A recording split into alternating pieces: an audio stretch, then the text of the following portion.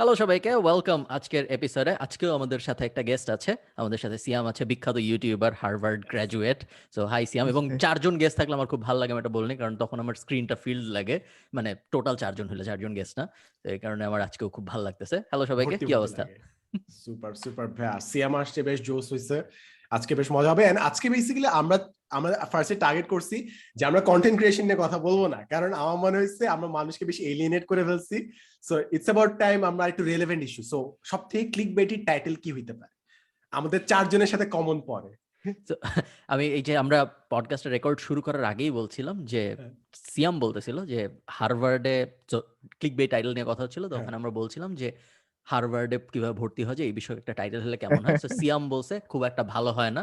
সিয়াম হয় এখন না। ব্যাখ্যা করবে কেন।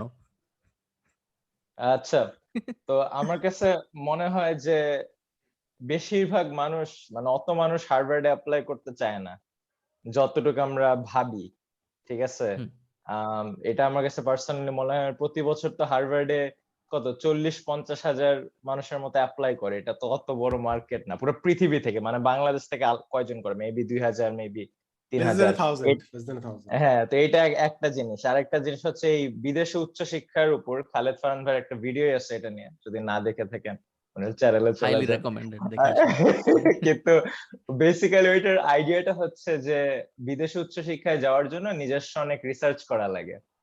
তো আমার কাছে এরকম একটা মতামত যে যাদের, যদি আপনি একটা ভিডিও বানান বিদেশে উচ্চশিক্ষার জন্য, যারা ওই ভিডিওটা দেখবে তাদের মধ্যে অনেকেই নিজস্ব রিসার্চটা করতে পারে না বা করতে শিখেনি।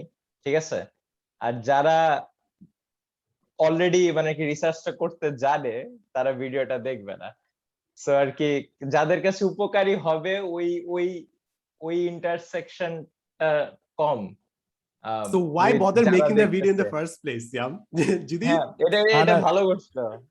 সিয়াম, হার্ভার্ড কিন্তু খুব ভালো ইউনিভার্সিটি না। হ্যাঁ, এই সত্য কথা। আচ্ছা, আমি শুরুতে এই যে আমি আমি আমি পরে হয়তো আর একটু আফগানিস্তান নিয়ে কথা বলতাম, শুরুতেই বলতাম না, বাট হার্ভার্ড নিয়ে কথা হচ্ছে এই জন্য বলতেছি। আফগানিস্তানের প্রেসিডেন্ট কিন্তু হার্ভার্ডের ছিল, লেকচারার। সো আসলে গনি সাহেব। ফান ফ্যাক্ট ফান ফ্যাক্ট, সিয়াম তোমার লেকচারার ছিল। সিয়ামের আমি হাউসে জানতাম বেঞ্জির না। ভুট্টো থাকতো না? সিয়ামের হাউসে হ্যাঁ, বেঞ্জির ভুট্টো হ্যাঁ, থাকতো না? হ্যাঁ, আমার Exactly, হাউসে exactly, right, right. তো উনি লেকচারার ছিল এবং উনি যে টাকা নিয়ে পালা গেছে বেসিক্যালি প্লেনে টাকা করে।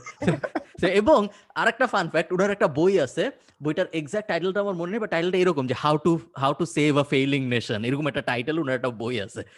আচ্ছা, 4-5 বছর আগে বের হয়েছিল। did not age এটা well. হইতেছে ওই ইউটিউব ভিডিওগুলোর মতন যে কিভাবে ভিডিওতে 1000 ভিউ আনবেন, এটা 8টা ভিউ থাকে। হ্যাঁ, 1000 না, লেখা থেকে অবশ্য 1 মিলিয়ন টাইপের ভিউ থাকে। আচ্ছা, হার্ভার্ডের ব্যাপারে আমি আরেকটা জিনিস একটু বলে রাখি যে বলেন ভাই, বলেন। ওই যে কি বলে বলতে শশী থারুর বলতেছিল যে আইআইটিতে এক ছেলে ভর্তি পরীক্ষা দিতে গেছে। তো আইআইটিতে ভর্তি পরীক্ষা দেওয়ার পরে ও বলছে যে ও একটা অল্টারনেট ভার্সিটি দেখা দিয়েছে, যে যদি আইআইটিতে ভর্তি হতে না পারে তাহলে ওই ভার্সিটিতে ভর্তি হবে। তো ওই অল্টারনেট ভার্সিটিটা ছিল হচ্ছে হার্ভার্ড ইউনিভার্সিটি। তার কারণ হচ্ছে আইআইটিতে এন্ট্রেন্স রেট এত কম যে হার্ভার্ডে এন্ট্রেন্স রেটের থেকেও এটা কম। মানে হার্ভার্ডেও এন্ট্রেন্স রেট অনেক বেশি, মানে যতজন পরীক্ষা দিবে তার মধ্যে কয়জন টিকতেছে, 1% হার্ভার্ডে versus 5%. এইরকম। মানে অবশ্যই ভাই, এটা আপনি বাংলাদেশের বুয়েট দেখেন, আইবিএ দেখেন, মেডিকেল দেখেন, প্রত্যেকটার অ্যাকসেপ্টেন্স রেট কিন্তু হার্ভার্ডের থেকে কম, তাই না? তো এটা দিয়ে কি করবে? মানে পৃথিবীর সবথেকে জনঘন বসতিপূর্ণ দেশে স্ট্যাটিস্টিকটা একটু এরকমই হবে। হ্যাঁ, তোমার যদি জনসংখ্যা অনেক থাকে এবং যদি ভর্তি পরীক্ষা দিতে পারার যে কোয়ালিফিকেশন ওটা লো থাকে, লাইক ধরো জিপিএ 5 হইলেই পরীক্ষা দিতে পারা যায়, এরকম যদি একটা তোমার রিকোয়ারমেন্ট হয়, মিনিমাম রিকোয়ারমেন্ট যদি একটু দুর্বল হয় আর জনসংখ্যা যদি অনেক হয়, তাহলে তো অ্যাকসেপ্টেন্স রেটের ওই নাম্বারটা একটু মানে আর ফ্যাব্রিকেটেড আমার লাগবে। ভাই প্রতি বছর মনে হয় একটা জিনিস আমরা দেই যে একটা সিটের বিপরীতে 60 জন কাজ করছে কিংবা 100 জন পরীক্ষা দিচ্ছে। আমার মনে হয় এটা অনেকটা ইউজলেস অনেক ক্ষেত্রে, কারণ অনেক মানুষ সিরিয়াসলি দেয়ই না। আপনি যদি একটা পরীক্ষা হয় 4000 কিংবা 5000 মানুষ সিরিয়াসলি দিচ্ছে যাদের সাথে আপনার অ্যাকচুয়াল কম্পিটিশনটা হচ্ছে। তো আমি যদি মানুষকে বলি যে হ্যাঁ একটা সিটের বিপরীতে 250 জন আছে, মনে হয় অনেক হিউজ একটা নাম্বার, বাট আসলে সিরিয়াসলি আর অনেক কম মানুষ দিচ্ছে। মেবি এটা আমার dilution or that's how it এবার ইজ। তাও আমরা এক্সপেক্ট করি যদি সিয়াম কখনো বাংলাদেশের প্রেসিডেন্ট হয় সে অ্যাটলিস্ট আশরাফ গনি হবে না। এটা আমরা ওইটা হচ্ছে না, ওইটা আর হচ্ছে না। আশরাফ না, গনি তো এটা লেকচারার ছিল, যেকোনো স্টুডেন্ট ছিল না। সরি সিয়াম বলো। হ্যাঁ, এটা তো যে কোনো অ্যাকসেপ্টেন্স রেটেই কি এরকম না বিষয়টা? ধরেন গুগলের একটা পজিশনের জন্য তো দেখায় যে 500,000 অ্যাপ্লাই করছে, এর মধ্যে দেখবেন 10,000 রেজুমেই পাঠায় নাই, ঠিক আছে, অনেকের 100,000-এর তাতে টাইপোতে ভরা। তো যে কোনো অ্যাকসেপ্টেন্স রেটেই তো খুব কম একটা প্রপোর্শন সাধারণত সিরিয়াস ক্যান্ডিডেট থাকে। কথা সত্য। সো এই এই এটার উপর খুব বেশি ফোকাস না করে। আচ্ছা, আমরা ভিডিওর পডকাস্টের ডিটেইলে যাওয়ার Main আগে সিয়াম প্রসঙ্গে, হ্যাঁ। তুমি একটু তোমার ডেসক্রিপশন দাও। অনেকে হইতে পারে, যদিও তুমি অনেক জনপ্রিয় ইউটিউবার এখন, তারপরে অনেকে না হইতে ভাই, পারে তুমি তো যতই জনপ্রিয় জনপ্রিয় না। হও, তুমি তো সাদমানের মতো জনপ্রিয় না। সো অনেক মানুষ Exactly. সাদমানকে অবশ্যই না, চিনে, হ্যাঁ। তারা তোমাকে নাও চিনতে পারে। So তুমি তোমার একটা বায়ো দাও ছোট, তাহলে সবাই একটু ফান চিনতে পারবে। ফ্যাক্ট, ফারহান আচ্ছা, ভাইয়ের এখন সাবস্ক্রাইবার সাদমানকে ক্রস করছে খুব সম্ভবত। কংগ্রাচুলেশনস ভাই, Yes, congratulation. thank you. Farhan ভাই, আপনার Congrats. লাইফ এখানে সেট হয়ে গেছে। আর কিছু আমি ভিডিও আর দেওয়া বাদ দেন, আশঙ্কাজনক হ্যাঁ। হারে কমায় ফেলছি, ভিডিও দিতে হবে। হ্যাঁ, ভিডিও দিতে হবে। মানে এটা এইটাই আমার আসলে মতো। ডিলেমাটা, রাইট? যে ইউটিউবাররা যখন পপুলার হয় তারপর তারা ছেড়ে দেয়, রাইট? ওকে, আমরা আবার কিন্তু আমাদের প্রথম ইয়ার আমরা content নিয়ে কথা বলবো না। যাব না। হ্যাঁ, হ্যাঁ, সিয়াম হ্যাঁ। সিয়াম ইউ আর সেইং তো সিয়ামের আচ্ছা। আইবিএম এর লাইফটা নিয়ে আমার জানার খুবই আগ্রহ আছে। এখন লাইফ কেমন ইন্ট্রোডিউস করতে চলতেছে? দে আগে। হ্যাঁ, হ্যাঁ। ছোট থেকে শুরু করো, তুমি কই কই পড়ছো, কি করো? আচ্ছা, আমি আমি বাংলাদেশে ন্যাশনাল কারিকুলাম থেকে গ্রাজুয়েট করেছি। আমি ক্যাডেট কলেজের ছেলে ছিলাম, মির্জাপুর ক্যাডেট কলেজ থেকে এসএসসি এইচএসসি দিয়ে বাংলাদেশে আমি ন্যাশনাল অ্যাডমিশনের জন্য প্রিপারেশন নিচ্ছিলাম, আইবিএ মেডিকেল, ওর মধ্যে দুইটাতেই হয়। পরে আইবিএ তে জয়েন করি কারণ আইবিএ আমার বেশি ভালো লাগে। আইবিএ তে থাকাকালীন শুনি যে আমার হার্ভার্ডে চান্স হয়ে গেছে। তখন আমি আইবিএ থেকে ড্রপ অফ করে হার্ভার্ডে যাই। হার্ভার্ডে গিয়ে অ্যাপ্লাইড ম্যাথ তে মেজর আর কম্পিউটার সায়েন্সে মাইনর। হার্ভার্ড ঢং করে জিনিসটাকে সেকেন্ডারি বলে, কিন্তু এটা মাইনর আর কি। আমেরিকা যেমন সবকিছুতে একটা ভিন্ন সিস্টেম ইউজ করে না, মেট্রিক সিস্টেম না ব্যবহার করে, হার্ভার্ড হচ্ছে আমেরিকার মধ্যে আরো আরো আলগা আর কি। তারা মাইনরকে সেকেন্ডারি বলে। তো ওখান থেকে আমি সেকেন্ডারি নিলাম কম্পিউটার সায়েন্সে, অ্যাপ্লাইড ম্যাথে মেজর করার পর এখন আমি আইবিএম এর chief analytics officer, strategy consultant হিসেবে কাজ করছি। এটা নিউ ইয়র্ক, অফিসটা নিউ ইয়র্কে বেস, কিন্তু বর্তমানে প্যান্ডেমিকের কারণে আমি রিমোটলি বস্টন থেকে কাজ করছি। আর কারণ বস্টন শহরটা আমার নিউ ইয়র্কের থেকে বেশি ভালো লাগে, এটা অনেক কন্ট্রোভার্সিয়াল একটা টেক আমার ক্লাসমেটদের মাঝে। আর হচ্ছে সাইডে ইউটিউবে ভিডিও বানাই। এখানে যারা আছে তাদের ধারের কাছে আবার জনপ্রিয়তা নেই, জনপ্রিয়তা আরে না আমাকে না না, জনপ্রিয় বলে, হ্যাঁ, আর ইন্ডেক্স দিয়ে ধসাই দিছে ওই টপিকটাই, ঠিক আছে? ওইটা নিয়ে প্যারা কিছুই নাই। আচ্ছা। হ্যাঁ, তো ওই যে আমার যে সিয়ামের এটা জানা দরকার ছিল, মানে অ্যাপ্লাইড ম্যাথ মেজরের যে কাজগুলো ওইগুলো আইবিএম এ কিভাবে কাজে লাগতেছে, মানে এক্সাক্ট আচ্ছা। একটু যদি স্টোরিটা শেয়ার করা যায়। হ্যাঁ, এটা ভালো প্রশ্ন। অ্যাপ্লাইড ম্যাথে আসলে আমরা একটু ডিফারেন্ট ফ্রম থিওরিটিক্যাল ম্যাথ। আমাদের ধরেন ম্যাথের ফর্মুলাস প্রুফ করা লাগে না। থিওরিটিক্যাল ম্যাথের কারিকুলামে অনেক টাইম ধরে ফর্মুলা প্রুফ করা লাগে, অনেক ক্রিটিক্যাল থিঙ্কিং, অনেক অ্যাবস্ট্রাক্ট আইডিয়া নিয়ে, যে আমরা যদি 126টা সাইডের একটা শেপ পাই, ওটা কয় ভাবে ঘুরানো, রোটেশন করা যাবে, এরকম টাইপের প্রবলেম পিওর ম্যাথে ফেস করতে হয়। অ্যাপ্লাইড ম্যাথে আমরা এই ফর্মুলা গুলাকে গিভেন নেই, এরপর আমরা বিভিন্ন ডে টু ডে লাইফে অ্যাপ্লাই করি, যে এইভাবে একটা ইকুয়েশন, এখানে আমাদের কিভাবে আমরা প্রফিট ম্যাক্সিমাইজ করব, বা এইভাবে একটা ব্রিজ কিভাবে বানাবো। তো অ্যাপ্লাইড ম্যাথ ইঞ্জিনিয়ারিং স্কুলের আন্ডারে পড়ে। তো অ্যাপ্লাইড ম্যাথের আইবিএম এ যেসব প্রবলেম গুলো আমরা ফেস করি, ওইটা হচ্ছে ধরেন আমাদের আইবিএম এর অনেক সার্ভিসেস বেচতে হয় to different clients across the world. হ্যাঁ, হাইব্রিড ক্লাউড সার্ভিস হতে পারে, এন্টারপ্রাইজ ট্রান্সফরমেশন সার্ভিস হতে পারে।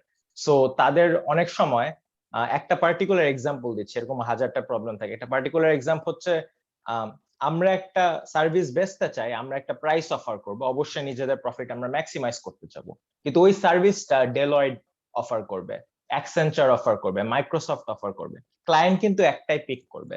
সেখানে একটা অপটিমা পাওয়া, যে আমরা আমাদের প্রফিট ম্যাক্সিমাইজ করব, এট দ্য সেম টাইম আমরা বাকি যারা কম্পিটিটর আছে ওদের থেকে ভালো একটা অফার দিব, এই পুরো প্রসেসটা কিন্তু একটা অ্যাপ্লাইড ম্যাথের প্রবলেম। সো বেসিক্যালি আমাদের টিম একসাথে কাজ করবে যে কিভাবে আমরা প্রত্যেকটা প্রোডাক্ট অ্যাক্রস প্রত্যেকটা বিজনেস ইউনিটে একটা অফার দিতে পারবো, যেটা প্রাইস মানে পুরো অপটিমাল একটা প্রাইসে সেট করা, সাচ দ্যাট আমাদের প্রফিট ম্যাক্সিমাইজ হয়। এটা ওয়ান এক্সাম্পল, এরকম হাজারটা এক্সাম্পল দেওয়া যাবে। এরকম একটা প্রবলেমে ধরেন আইবিএম এর একটা টিমে আমি কাজ করছি। নাইস। তোমার প্ল্যান কি, চাকরি করতেই থাকবা অথবা এটা আমেরিকায় আসলে থাকবা, or too soon? এই হ্যাঁ, আমার কাছে মনে হয় যে এই প্রশ্নটার উত্তর দেওয়ার মতো নলেজ বা ক্যাপাসিটি এই মুহূর্তে নেই। যখন মানুষ আমাকে লং টার্ম প্ল্যান জিজ্ঞেস করে, মানে পৃথিবী যেভাবে চেঞ্জ হচ্ছে, ইটস ভেরি লাইকলি যে 5 বছর পর আমি এমন একটা ক্যারিয়ারে কাজ করব যেটা এখনো বানানো হয়নি।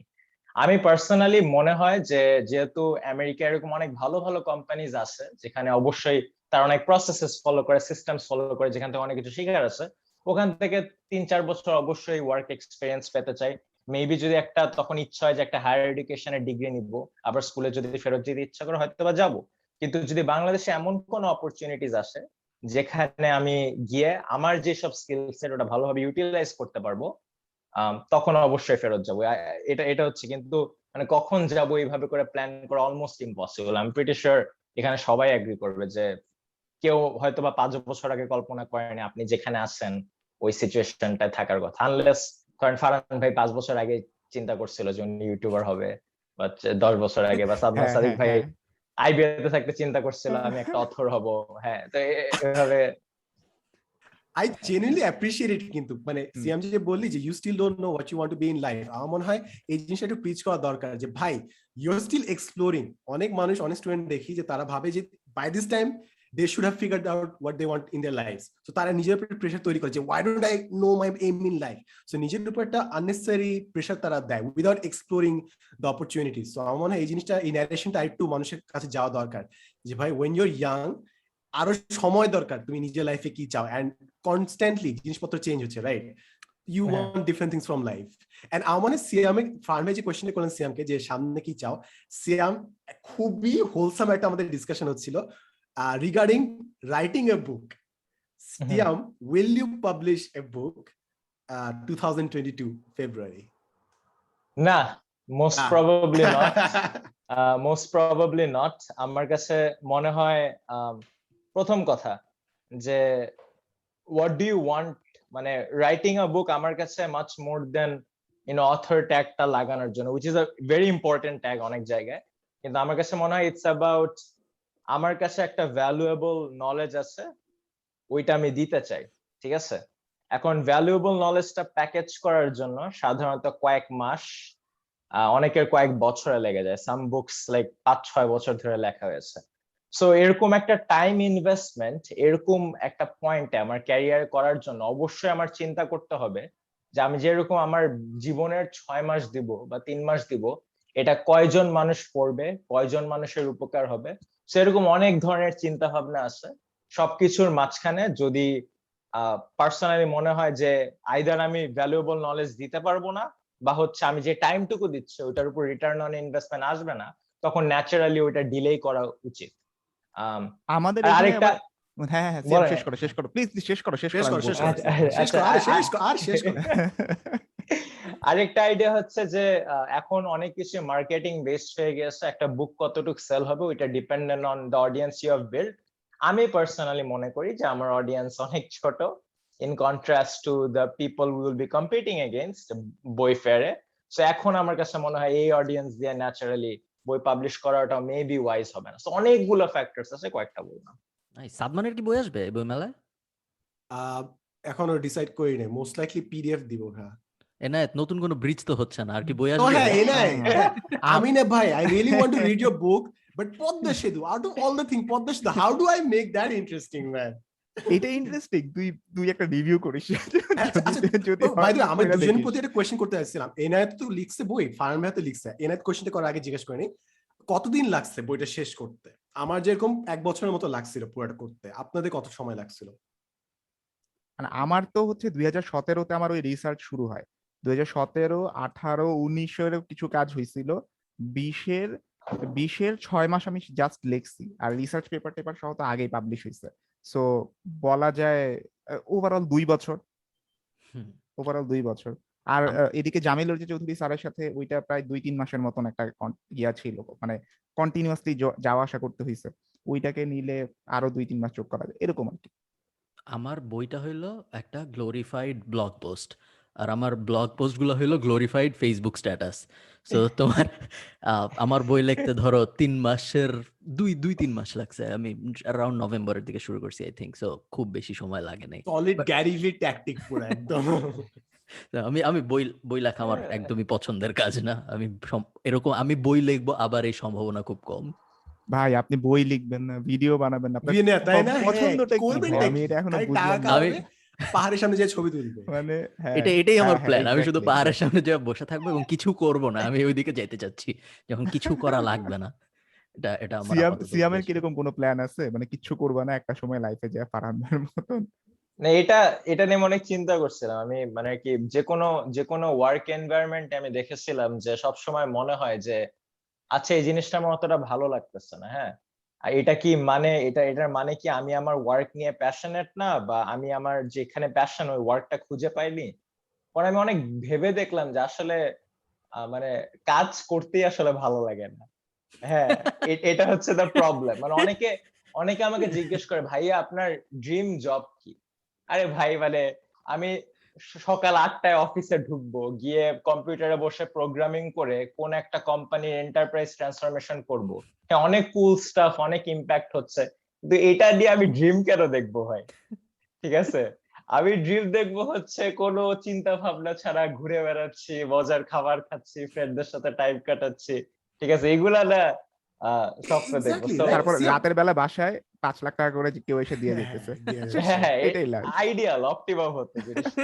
সিয়াম, আই হ্যাভ এ কোয়েশ্চেন, মানে তুই তো বাইরে চাকরি করতেছিস, রাইট? সো ওইখানে কালচারটা কেমন এটা একটু আমি জানতে চাই, কারণ আমার একটা জিনিস খুবই বিরক্তি লাগে, কি জানিস? সেটা হচ্ছে, মনে কর সামওয়ান সেলিং টোব্যাকো, ঠিক আছে, আচ্ছা বুঝছি তুমি টোব্যাকো সেল করছো, বাট বলবে যে হ্যাঁ, had an amazing journey, amazing family, we are creating the future.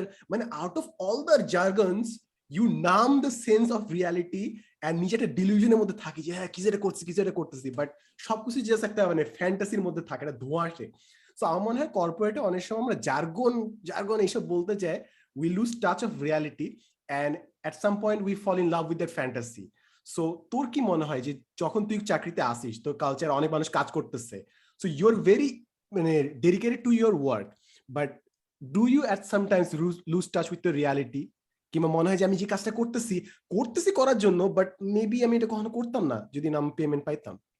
Naturally হ্যাঁ, এটা এটা খুব কমন একটা কোয়েশ্চেন যেটা আমাদেরকে করা হয়। ওটা হচ্ছে, যদি আমি ইউএস এর লটারিটা জিতি কত $10 মিলিয়ন মতো, তখন আমি যেই কাজটা করছি ওইটা করতে থাকবো নাকি?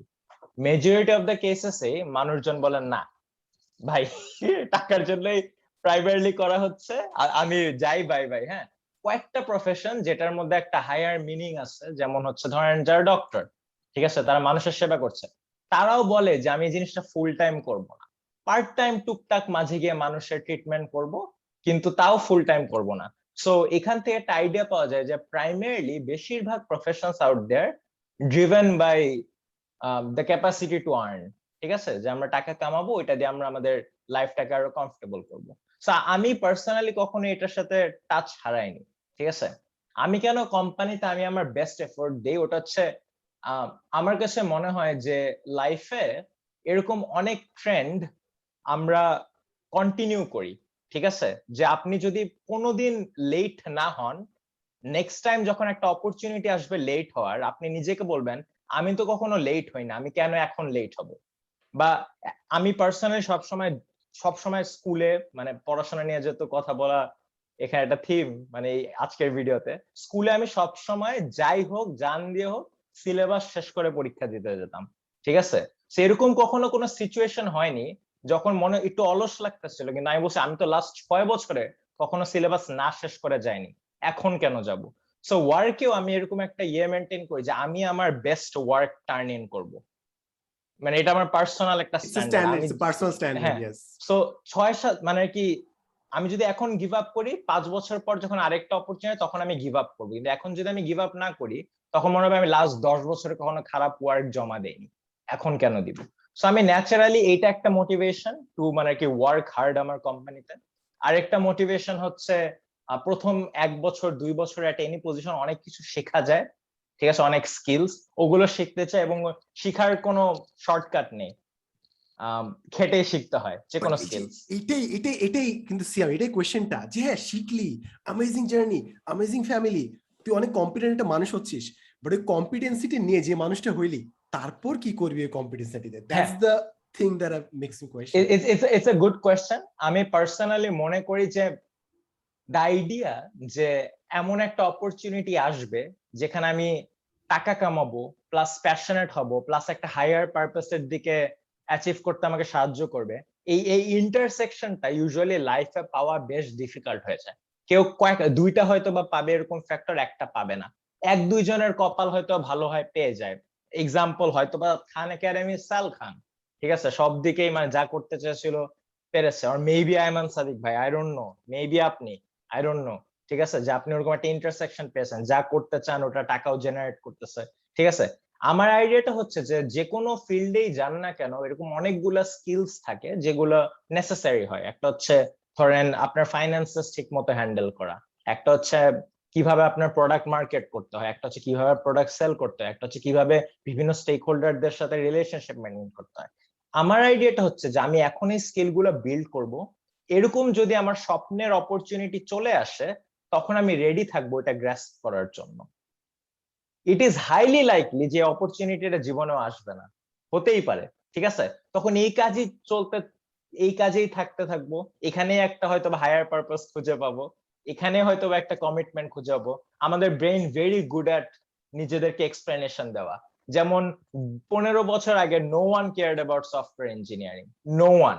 সাডেনলি এখন software engineering the highest paid jobs in the মার্কেটের মধ্যে একটা, এখন টেক এনথুজিয়াজমে ভরে যাচ্ছে, ঠিক আছে, বিকজ আমাদের ব্রেন ভেরি গুড অ্যাট মানে ক্রিয়েটিং জাস্টিফিকেশন। সো মেবি তখন আমার ব্রেন আইবিএম এর মাঝে একটা ফ্যামিলি খুঁজে পাবে, আহ, অনেক কমিটমেন্ট, হ্যাঁ অনেক কমিটমেন্ট, অনেক কারণ খুঁজে পাবে, but not quite there yet. Nice. Siam, হ্যাঁ, হাউ ওল্ড আর ইউ? এইটার একটা সুবিধাও আছে, তাই না? ফারহান ভাই এটা আসলে আরো ভালো বলতে পারবে যে মানে এরকম একটা ফ্যামিলি মুডের মধ্যে থাকা, যে আর্টিফিশিয়াল ফ্যামিলি মেকিং যেটাকে বলতেছি আমরা, এইটা হইলে আসলে কিরকম। যেমন আমি রিয়া দেখতেছিলাম সাহারা গ্রুপটা যেটা ছিল সুব্রত রয়ের, যেটা ধরা খাইছে পিরামিড স্কিমের, ওরা Bad Boy সেই Billionaires। ওরা সেই ওদের হ্যাঁ হ্যাঁ মাশরাফি কি 80 ওদের অ্যাড 90 করছিল? দশক, ওই যে বাংলাদেশের জার্সিতেও তো ওর ইয়া থাকতো, তারপরে ইন্ডিয়ার জার্সিতে ওর লোগো থাকতো। যাই হোক, তো ওদের কিন্তু একটা মোটোই ছিল এরকম, ওরা পুরা ফ্যামিলিকে হচ্ছে ইয়ে করবে, মানে ওরা পুরা সাহারা গ্রুপটাকে একটা ফ্যামিলি হিসেবে চিন্তা করাইতো, মানে সব সময় বলতো যে এটা একটা ফ্যামিলি, এটা একটা ফ্যামিলি। এন্ড আলটিমেটলি ওরা যখন পাবলিক হইতে চাইছিল, তার আগে কিন্তু ওরা প্রাইভেট একটা কোম্পানি ছিল, সো ওদেরকে জোর করা হয়েছিল যাতে আপনারা পাবলিক হন। সো এই ফ্যামিলি মেন্টালিটিটা কিন্তু কাজে দেয় লাস্ট পর্যন্ত, যদি খুব উল্টাপাল্টা ধরনের কাজ ক্যামে ধরা যদি করতে না যাও। খায়। হ্যাঁ, ফ্যামিলি যাতে কেউ মেন্টালিটি সবচেয়ে ভালো কাজ করে যদি তুমি মাফিয়া টাইপ কোনো কিছু বিল্ড করার চেষ্টা করো। হ্যাঁ সেই হ্যাঁ ক্ষেত্রে হ্যাঁ হ্যাঁ ফ্যামিলি বেশ পাওয়ারফুল, ফ্যামিলি খুব স্ট্রং জিনিস। এই এমনিতে জীবনের আসলে কোনো মানে নেই, বুঝছো? জীবনে তুমি কাজকর্ম করবা, বিভিন্ন মানুষ বিভিন্নভাবে সেন্স মেক করা ট্রাই করে, বিভিন্ন মানুষ বলবে যে এই করলে ওই হয়, ওই করলে ওই হয়। ইভেনচুয়ালি তোমার কাছে যা যা যা ইনগ্রেডিয়েন্ট আছে ওগুলোর মধ্যে থেকে তুমি বেস্ট যা বানাইতে পারো ওটা বানানো ট্রাই করো, দ্যাটস হোয়াট আই ফিল। কিন্তু ডিপার কোনো মানে আছে বলে এই করলে ওই হবে, ওই করলে এই হবে, এরকম আমার এখন আর মনে হয় না। আমি এখন আস্তে আস্তে অত আমি অনেক অ্যাম্বিশাস ছিলাম, বাট আস্তে আস্তে আমার মনে হচ্ছে আমার নিজের অ্যাম্বিশনও কমে যাচ্ছে। মেবি মেবি ও ওই যে কার্ভ উপরে যায় একটু ম্যাক্রো ভিউ থেকে একটু ইয়ে হয়ে যাচ্ছে, স্ট্যাটিক হয়ে যাচ্ছে, আর উঠতেছে না অত। খারাপ হচ্ছে তা না, বাট ওই তো আমার মনে হচ্ছে যে এখন আস্তে আস্তে ফিল করা শুরু করতেছি ওই যেটা জীবনের মনে হয় কোনো খুব একটা মানে নেই। আমার হোল্ড মনে অন হয় ফেস হোল্ড অন, এক্সপ্রেশন আমরা নিয়ে আজকে কিছুদিন মিম আগে হবে, আমরা মিম। কিছুদিন আগে আমরা ডিবেটে করছিলাম ambition versus being peaceful. What the hell! আরে তাই ফার্মে আমাদের দলে ফারহান জয়েন ভাই, করতেছে। আমি আমি গতকালকে আমি কয়েকদিন অনেক ঘোরাঘুরির মধ্যে আছি, তো এই জন্য আমি একটু হ্যাঁ, জেন পাহাড়ে মুডে যায় আছি। আপনি সন্ন্যাসী হয়ে মোড়ে গেছেন আছে ভাই। যে আমি একটু মোড়ে। জেন মুডে আছি, আমি এখনো ঠিক একদম ওয়ার্কাহলিক কর্পোরেট লাইফে। ও আমি তো কর্পোরেট ও লাইফে ও কখনোই আসলে সেরকম ছিলাম না, সো কর্পোরেট লাইফের অভিজ্ঞতা আমার একদমই নাই। আর ওই যে সিয়ামের যেরকম Wall Street American corporate life, ওটা তো তাই না? আরেকটু আরেকটু রুথলেস হ্যাঁ। ব্যাপার স্যাপার, ওরকম অভিজ্ঞতা তো আমার আরো নাই। সো এই আমার পক্ষে বলা কঠিন যে ব্যাপারগুলো আসলে কি। কারণ সিয়ামকে আমি জিজ্ঞেস করতে গেছিলাম, সিয়াম তোমার বয়স কি মানুষ জানে নাকি জানে না? কি? তোমার না, বয়স কত? জানে না। তুমি বলো না, মানে আমার বলা যাবে? বয়স, হ্যাঁ বলা যাবে, হ্যাঁ On বলো। the right side of 24 25. 24 হ্যাঁ, on the 24 right side of 24 25. Very young, অনেক অনেক ছোট তুমি আমার হিসাবে তো অনেক ছোট, বাকিদের হিসাবে অনেক ছোট। সো অনেক ছোট বয়সে আমার মনে হয় না 24 বছর বয়সে আমি খুব বেশি কিছু বুঝতাম। সো তুমি অনেক অ্যাকমপ্লিশড 24-এর হিসাবে। সো সিম্পল কমপ্লিমেন্ট, জটিল জটিল কথা ভাই না। এটা এটা আসলে ভাই কম্প্যারিজনের আসলে মানে কাদের সাথে কম্পেয়ার করা হচ্ছে এরকম আমি তো একটা তোমাকে ওয়ান বিষয় অফ দ্য যে বেস্টের সাথে কম্পেয়ার করে বললাম। না না মানে আর কি, হ্যাঁ অবশ্যই, কিন্তু আমার কথা হচ্ছে যে মানে আর কি আপনি যে এনভায়রনমেন্টে যান না কেন আপনি ন্যাচারালি মানে রেফারেন্সের দিকে তাকাবেন, ঠিক আছে। তো আমি ধরেন এই হার্ভার্ডে আসার পর আমি তো মানে কি অবাক হয়ে গেছি, এখানের মানুষজন মানে 10 বছর বয়সে যা অ্যাচিভ করছে 24 বছর বয়সে হয়তো বা তার চিন্তা করে। আমার চিন্তা হচ্ছে 10 বছর বয়সে আমি বালু খাইতাম, হ্যাঁ। আর এখানে 10 বছরের মানুষজন এত অ্যাচিভ করে ফেলতেছে। সো মানে ন্যাচারালি মানে কি একটা পয়েন্টে একসেপ্ট করতে হবে যে আমরা নিজস্ব টাইমলাইন মেনটেন করি, ঠিক আছে। আমরা কিন্তু এবং একটু ডিলেড। এটা কি তোমারও ফিল হয়? আমেরিকান কালচারে তুমি এটা দেখছো নাকি যে লাইক একটা 20 বছর বয়সী বাংলাদেশি ছেলে বা মেয়ে যা বুঝে, একটা আমেরিকান 20 বছর বয়সী মানুষ তার থেকে অনেক বেশি কিছু বুঝে in terms of like life, finance, জীবন, ক্যারিয়ার এইসব ব্যাপারে। না না, এটা আমি নট নেসেসারিলি এগ্রি করি জিনিসটার সাথে। আমার কাছে মনে হুম হয় তারা 20 বছর বয়সে বেশি এডুকেটেড হবে একাডেমিক্যালি। হুম কারণ তারা কলেজ মানে ইউনিভার্সিটির ফার্স্ট ইয়ার শুরু করে 17-18 বছর বয়সে, 21 বছর হতে হতে তাদের আন্ডারগ্র্যাড শেষ, হুম ঠিক আছে। আমার একটা ফ্রেন্ড 25 বা 26-এ বুয়েট থেকে আন্ডারগ্র্যাড গ্রাজুয়েট করবে আমেরিকায়, অতক্ষণে পিএইচডি শেষ, ঠিক আছে। হুম সো তারা একাডেমিক্যালি আমার কাছে মনে হয় এগিয়ে থাকে, এবং ওইভাবে আমি পার্সোনালি সবসময় ডিলেইড একটা লাইফ ফিল করেছি, ঠিক আছে, যে আর আমি তো অনেক পিছিয়ে। কিন্তু আরো অনেক লেসন্স আসে আমার কাছে মনে হয় বাংলাদেশে, যেগুলা নট নেসেসারিলি ইউজফুল নাকি জানি না, কিন্তু কিভাবে ডিফিকাল্ট সিচুয়েশনে সার্ভাইভ করতে হয়, মেন্টাল রেজিলিয়েন্স, ঠিক আছে। আমি অনেক সময় দেখেছি যে কোন একটা মানে এক্সামে খারাপ করা থেকে শুরু করে লাইফের কোনো হার্ডশিপে আমার সাউথ এশিয়ান কলিগস বা ক্লাসমেটস, তারা I saw them deal with it মানে কি অনেক ভালোভাবে, যেটা আমেরিকান একটা স্টুডেন্টের কাছ থেকে আমি ওটা দেখিনি। অবশ্যই ব্রড জেনারেলেশন করতে যাচ্ছি না, বাট মানে কি অন্য জায়গায় ম্যাচুরিটি আসে হুম এরকম একটা এনভায়রনমেন্ট থেকে। কিন্তু এটা নেসেসারিলি ইউজফুল নাকি জানি না, কারণ ওকে মিলিয়নিয়ার বা বিলিয়নিয়ার, ঠিক হুম আছে, আহ, তারা তো মানে হার্ডশিপে কখনো বড় হয় নাই, হুম ঠিক আছে, এবং তারা জীবনে সাকসেসফুলি হবে, তাদেরকে দেখে অনেক খুশি লাগে। মানে অনেক বলে না যে ভাই ধনী মানুষরা সুখে থাকে না, তাদেরকে যখন দেখছি সুখেই দেখছি, হ্যাঁ। তো তাদের তো এইসব হার্ডশিপ নেই, রেজিলিয়েন্স, এসব স্কিল সেট হয়তো বা ডেভেলপ হয়নি, তারা তো জীবন ভালোভাবে পার করতেছে। তো আমার কথা হচ্ছে হার্ডশিপে ভালো করার স্কিল নেসেসারি অবশ্যই, কিন্তু তাদের জন্য নেসেসারি যারা জীবন অনেক হার্ডশিপ ফেস করবে। যারা কখনো এটা ফেস করবে না তাদের জন্য মেবি ট্রু নেসেসারি ট্রু না। ট্রু। এই বোস্টনে আর এনায়েতের বাসায় সেম ইন্টারনেট কানেকশন। আমার ইন্টারনেট কানেকশন আছে খুবই ভালো ভাই।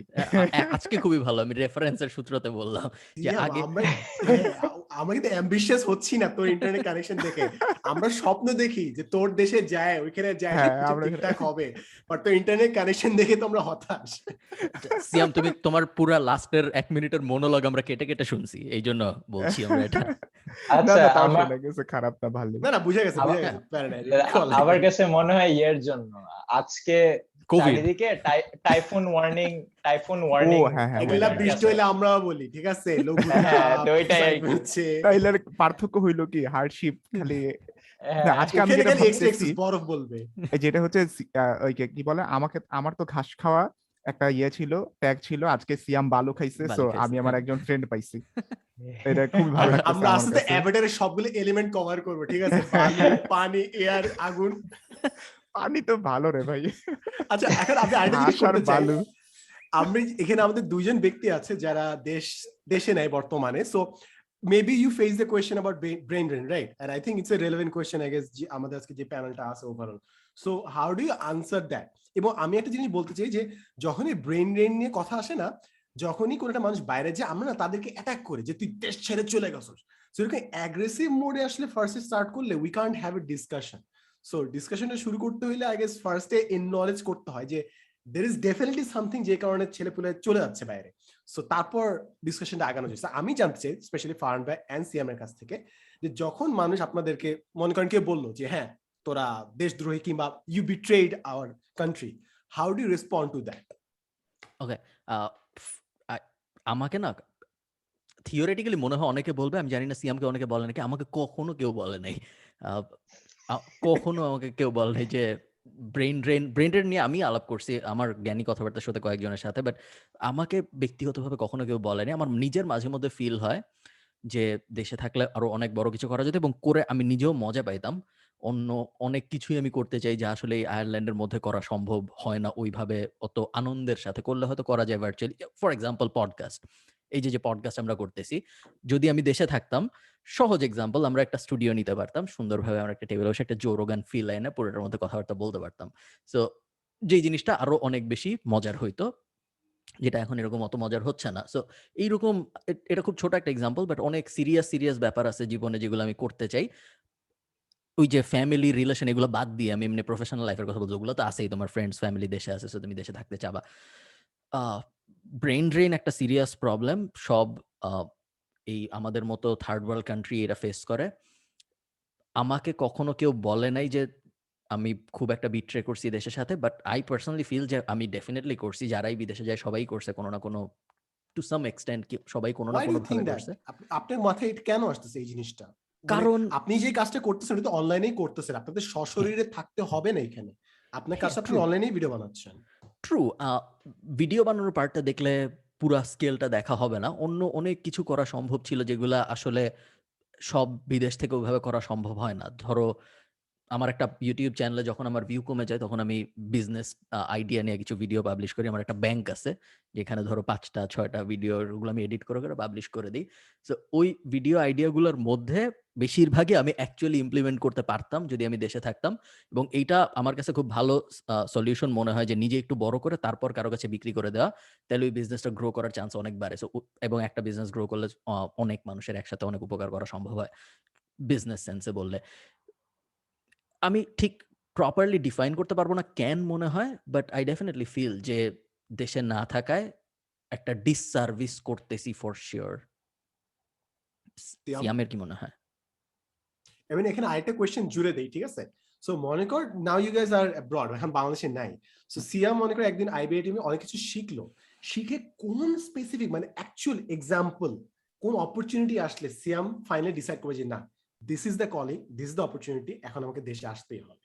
সো এরকম যদি একটা এক্সাম্পল থাকে তাহলে আরো বেটার হয়। ফার্মের ক্ষেত্রে সেম কোয়েশ্চেনটা যাবে।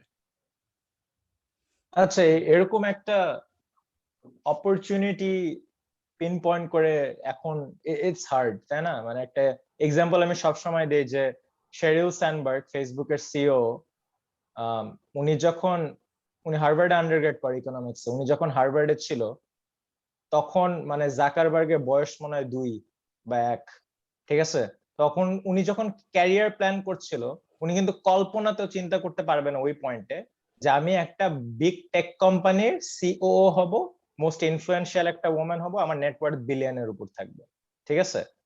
উনি যখন 35-36 এরকম বয়স হয়েছে, তখন জাকারবার্গ বড় হয়েছে, শেরিল স্যান্ডবার্গকে অফার দিছে আমার কোম্পানি জয়েন করো, অপরচুনিটিটা পেয়েছে, জয়েন করছে। So basically it's very difficult যে কোনো পয়েন্ট ইন টাইমে আমাদের চিন্তা করা যে পারফেক্ট অপরচুনিটিটা কি হবে। আর ওরা দুইজন মিলে ফেসবুকটারে নষ্ট করছে। বাট জোকস পার এখানে মনে কর আমি এখানে কোয়েশ্চেন করতে পারি, মনে কর এনআইএস হচ্ছে পরিকল্পনা মন্ত্রী, আর ওকে 30 কিংবা 40 বছর হেড চিন্তা করতে হচ্ছে যে আমি এইসব স্টুডেন্টদেরকে বাইরে থেকে দেশে আনবো। যে রফুল আলম ভাইয়ের বাংলাদেশের স্বপ্ন চোখ, আরো অনেকগুলো বইতে তিনি বলছিলেন যে একটা প্ল্যান থাকে, যেরকম চায়নার প্ল্যান ছিল যে ছেলেপুলেকে বাইরে পাঠাবে, তারপর 30-40 বছর পর সবাইকে ফেরত আনার জন্য একটা সিস্টেম করবে। সো আমরা অফকোর্স বলতে পারি যে we can't predict the future, but যারা নীতি নির্ধারক লেভেলে আছে, যাদেরকে দেশে আনতে হবে, তারা কিভাবে তাহলে প্ল্যানটা করবে? If you just can't predict or আচ্ছা pinpoint আচ্ছা opportunities, how will we bring আচ্ছা them back? টু বি আমার কাছে মানে খুবই একেবারে ম্যাটেরিয়ালিস্টিক লেভেলে চিন্তা করলে, ঠিক আছে, আমরা না আনি, আমরা পেট্রিয়টিজম, স্পিরিচুয়ালিটি এসব না আনি, ঠিক আছে? জেনারেলি মানুষজন যখন চিন্তা করে, মানে কেউ কিন্তু তারা মানে কি বেশি টান পড়ে হচ্ছে একেবারে ক্লোজ ফ্যামিলির জন্য কাজ করার জন্য, একেবারে ক্লোজ কমিউনিটির জন্য কাজ করার জন্য। ওইটা সাধারণত দেশে পাওয়া যায়, এই জন্য অনেকে দেশে ফেরত এসে ওই কমিউনিটির জন্য কাজ করে। অনেকে এই কমিউনিটির বাইরে পেয়ে যায়, তখন তাদের কাছে ওই জিনিসটার ডিফারেন্স থাকে না। দুই দিকে কিন্তু তারা একটা খুব পছন্দের কমিউনিটির জন্য কাজ করছে, যারা যারা তাদেরকে ভালোবাসা দিয়েছে, সম্মান দিয়েছে, আইডেন্টিটি দিয়েছে, দুই দিকে। ধরেন আমি যদি হার্ভার্ডে আমার হার্ভার্ড কমিউনিটির জন্য কিছু করি, আমার কিন্তু ওই টানটা কাজ করবে, কারণ হার্ভার্ড আমাকে একটা এডুকেশন দিয়েছে, 2.5 কোটি টাকার স্কলারশিপ দিয়েছে, ফ্রেন্ডস দিয়েছে যখন আমার বাবা মা কেউ আশপাশে ছিল না এই দেশে, ঠিক আছে, আমি এখানে কোনো আত্মীয় স্বজনও ছিল না ওরকম, ঠিক আছে? সো ন্যাচারালি এই কমিউনিটির জন্য আমার কাজ করতে ওটা কাজ ওই টানটা আসবে, যেটা বাংলাদেশে অনেক কমিউনিটির জন্য আমি পাই, দাস ইউটিউবিং করি। সো ওইগুলো বাদ দিয়ে আমাদের দেখতে হবে যে ট্যালেন্ট কেন অন্য দেশে চলে যাচ্ছে, ঠিক আছে? এবং তারা একটা ট্যালেন্টেড মানুষের সাধারণত অনেক অপরচুনিটি থাকে এবং তারা ন্যাচারালি যেটা পিক করে বাকি সব অপরচুনিটি কস্ট হয়ে যায়, ওগুলো আর কাজে লাগে না। সো তারা যদি ধরেন একটা ট্যালেন্ট যদি গুগলে আছে, ঠিক আছে, আমরা দেখব যে ওখানে ভালো স্যালারি পাচ্ছে, ভালো হেলথ কেয়ার পাচ্ছে, ভালো প্রেস্টিজ পাচ্ছে, ঠিক আছে, এরকম অনেক বেনিফিটস পাচ্ছে, একটা ডেভেলপ কান্ট্রির লাইফস্টাইল পাচ্ছে। সো ন্যাচারালি আমরা যদি ওদেরকে ওই অপরচুনিটি বাদ দিয়ে এই দেশে আনতে চাই, ঠিক আছে, আমাদের ওগুলোর একটা ভালো স্ট্যান্ডার্ডে দিতে হবে। এখন অফকোর্স বাংলাদেশে তো গুগলের ক্যালিফোর্নিয়া ব্রাঞ্চের পে স্কেল ম্যাচ করা সম্ভব না, কিন্তু গুগলে হয়তো বা সে একটা পজিশনে ধরেন সিনিয়র সফটওয়্যার ইঞ্জিনিয়ারে যতটুকু ইম্প্যাক্ট করতে পারবে, বাংলাদেশে হয়তো বা আই ডোন্ট নো আইসিটি ডিভিশনের একটা হেড অফ টেকনোলজি সে বেশি ইম্প্যাক্ট রাখতে পারবে, তখন বেশি মানুষকে হয়তো বা ইম্প্যাক্ট করতে পারবে। তখন ওই আইডিয়াটা যে আচ্ছা তোমার কাছে কি ইম্পর্টেন্ট, টাকা, ইম্প্যাক্ট, তুমি কত টাকা কম্প্রোমাইজ করতে রাজি বেশি ইম্প্যাক্ট পাওয়ার জন্য, ঠিক আছে, এরকম একটা কনভারসেশন করে তাকে আনা যায়। সো ন্যাচারালি একটা ট্যালেন্টের মানুষ যদি ফিল করে আমি একটা পজিশনে যাব দেশে যেখানে আমি অনেক মানুষকে ইম্প্যাক্ট করতে পারবো এবং আমার লিডারশিপও আমার মতোই ট্যালেন্টেড হবে, আমি বাই ট্যালেন্টেড মানে আমি নিজের কথা বলছি, আমি বলছি ইন জেনারেল, ঠিক আছে, অনেক সময় গুগল বা এরকম ভালো কোম্পানিতে কাজ করলে একটা একটা কমফোর্ট আসে যে আমি যাদের কাছ থেকে লিডারশিপ নিচ্ছি তারা আমার মতোই এডুকেটেড, আমার থেকে ডেফিনেটলি বেশি কম্পিটেন্ট। সো ওরকম যখন একটা ফিলিং আসবে যে দেশে আমি যে লিডারশিপে কাজ করি, যে ধরেন আমাকে যদি একটা কন্টেন্ট ক্রিয়েশন স্কোপে ধরেন দেশে আনা হলো, আমি যদি প্রিভিয়াসলি এমন কন্টেন্ট ক্রিয়েটার যাদের প্রতি আমার রেসপেক্ট আছে তাদের আন্ডারে কাজ করি, ঠিক আছে, আমি কাজ করতে বেশি হ্যাপি হব। ওই জিনিসটা অনেকে পায় না দেশে এসে, কারণ মানে কি, মানে একটা একটা পয়েন্টে তো শুরু হতে হবে আই গেস, যেখানে একটা লাইন করা যাবে। সিয়ামের এইখান থেকে আমার একটা কোশ্চেন থাকবে সিয়ামের কাছে, যে যদি কোনো সময় আইবিএম বাংলাদেশে ব্রাঞ্চ খুলে, দেন তুমি কি আসবা? It's a good question. আমি পার্সোনালি মনে করি যে it depends on the project, ঠিক আছে, যে যদি ধরেন আইবিএম এখানে এসে বাংলাদেশে একটা ব্রাঞ্চ খুলে তাদের সার্ভিস সেল করার জন্য, আমি পার্সোনালি দেখতেছি না যে বাংলাদেশে আসে এটা কমিউনিটির কি লাভ হচ্ছে, এটা তো জাস্ট আইবিএম এর পকেট ভরতেছে, তাই না? সিমিলার টু বিএটির যেরকম অপারেশন আছে বাংলাদেশে, ওখানেও বিড়ি বেচে এখানেও বিড়ি বেচে, ঠিক আছে, সো এখানে ন্যাচারালি বেশি ইম্প্যাক্ট হচ্ছে না। কিন্তু ধরেন আইবিএম আসলো এখানে দেশে একটা টেকনোলজিক্যাল ইনফ্রাস্ট্রাকচার ডেভেলপ করার জন্য একটা প্রজেক্ট নিয়ে, মেবি তখন আসবো, কারণ দেশের অ্যাকচুয়ালি উন্নতি হচ্ছে, জাস্ট সেলস হচ্ছে না আইবিএম এর জন্য। তুই কিন্তু ফার্স্টে প্যাট্রিয়টিজম আর স্পিরিচুয়ালিটিকে বাদ দিছিস, বাট নাও তুই কিন্তু অ্যাপিল করতেছিস প্যাট্রিয়টিজমই, যে আমি দেশেই ইম্প্যাক্ট রাখতেছি। অ্যাকচুয়ালি সাদমান এখানে প্যাট্রিয়টিজমকে গ্লোরিফাই করে নাই, ওখানে কিন্তু ও হচ্ছে ও একটা মানে একটা মিনিংফুল ওয়ার্ক করতে চাইতেছে যেটা সিমিলার হবে না আমেরিকা এন্ড ইয়ার সাথে। ও চাইতেছে মিনিংটা কোথা থেকে আসতেছে? দেশের কারণেই তো অফকোর্স একটা ছোট্ট পোর্শন। না, নট নেসেসারিলি দেশের, নট নেসেসারিলি দেশের কারণেই না। আমার কাছে মনে হয় যে ধরেন একটা ইম্প্যাক্ট বা আমি মানুষের জীবন পরিবর্তন করতেছি, এটা যে মানুষই হোক, দেশের হোক বিদেশের হোক, এটা ন্যাচারালি যে কোনো একটা হিউম্যান বিং এর কাছে ইম্পর্টেন্ট হয়ে দাঁড়ায়, ঠিক আছে।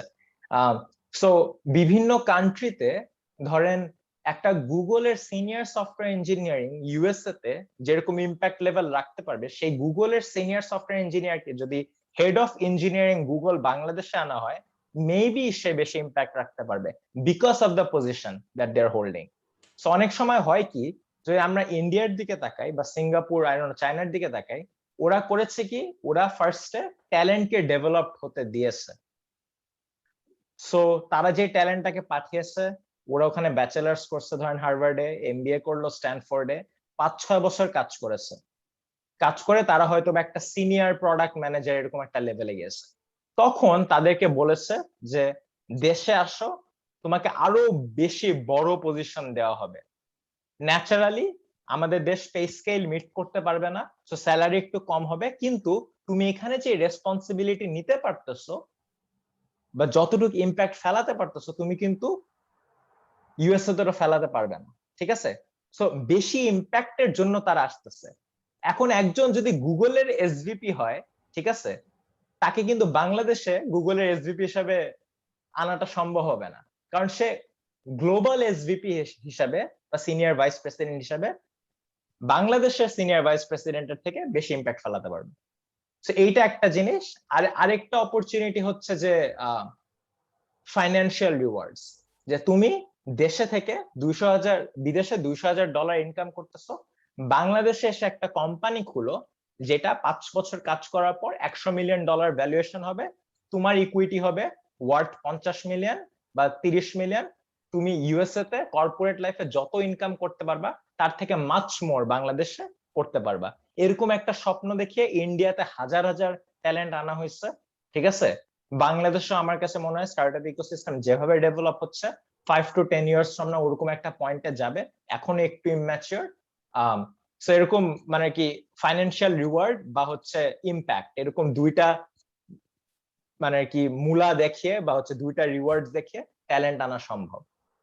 সাদমানের সবচেয়ে পছন্দের একটা কোম্পানি ভ্যালুয়েশনের কথা, সাদমানের পছন্দের একটা কোম্পানি আছে সিয়াম, যে কোম্পানিটা রিসেন্টলি ভ্যালুয়েশন পাওয়া গেছে 5,000 কোটি টাকা।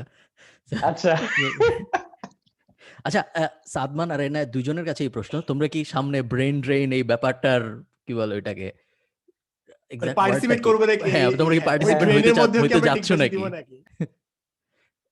আমি মনে তো হয় পিএইচডি করতে আমার যাইতেই হবে। যাইতেই হবে, মানে এর কোনো যাইতে উপায় হবে নাই। না। পিএইচডি তো যাইতেই হ্যাঁ, হবে না, এরকম পিএইচডি এখন কই করবো এখন আমি? ওকে, পিএইচডি করতে যাইতে হবে, সো তারপরে কি এনা হয় এনা দেখা যাবে। যাচ্ছে, সাদমানের তো যাওয়ার কি হবে নাকি হ্যাঁ, হবে না? Okay, জাহিদ ভাই না গেলে আসলে এই যে একটু মাইট দরকার আছে আসলে, মানে ফ্যামিলি থেকে বাইরে হইলে একটু রেসপন্সিবল হবো, কারণ এখানে তো রাজার হলে বড় হইতেছি ছোটবেলা থেকে, রাইট? সো ফ্যামিলি আসবে সবকিছু, কোনো সময় রেসপন্সিবিলিটি ভেবে নিতে হয়নি।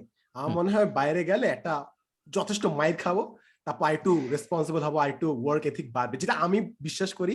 Maybe it's a dilution, but আমার মনে হয় এটা আমার দরকার। এটা নিয়ে ভাই আমার একটা অপিনিয়ন আছে, হুম। যে ব্রেন ড্রেন একটা লিমিটে কেন প্রয়োজন এটা আমি একটু বুঝাই। ওটা হচ্ছে একটা আইডিয়া আছে, জিনিসটা হচ্ছে ক্যারিয়ার ক্যাপিটাল। আইডিয়াটা হচ্ছে ক্যারিয়ারে আপনি অনেক কিছু অ্যাকিউমুলেট করবেন, মানুষের সাথে সম্পর্ক, ফাইন্যান্সিয়াল ক্যাপিটাল, তারপর হচ্ছে ক্রেডিবিলিটি, বিভিন্ন জিনিস আপনার ক্যারিয়ারে বেশি ইম্প্যাক্ট রাখা বা ক্যারিয়ারে বেশি অর্জন করতে সাহায্য করবে, ঠিক আছে। এখন ছোটকালে অনেক ধরেন, ছোটকাল মানে আমরা এই পর্যায়টা, আমাদের স্টুডেন্ট লাইফ বা আর্লি 20s বা মিড 30s এরকম পর্যায়ে আমরা অনেক কিছু করতে পারবো যেটা ইমিডিয়েটলি ইম্প্যাক্ট আনবে না, কিন্তু ভবিষ্যতে আরো বড় ইম্প্যাক্ট আনার ক্যাপাসিটি এনে দিবে। যেরকম একটা এক্সাম্পল হচ্ছে বুয়েটেই দেখবেন ছাত্রছাত্রীরা ফাটায় টিউশনি করায়, ঠিক আছে। এখন অনেকের যাদের ফাইন্যান্সিয়াল ক্যাপিটাল দরকার করুক, কিন্তু অনেকে এটা করে জাস্ট ইমিডিয়েটলি কিছু একটা টাকা কামানোর জন্য, কিন্তু ওইটা যখন সে করছে তখন সে যদি তার এডুকেশন বা অন্য এক্সট্রা কারিকুলার অ্যাক্টিভিটিসে না ফোকাস করে, লং টার্মে একটা বাজে ইফেক্ট করবে, ঠিক আছে।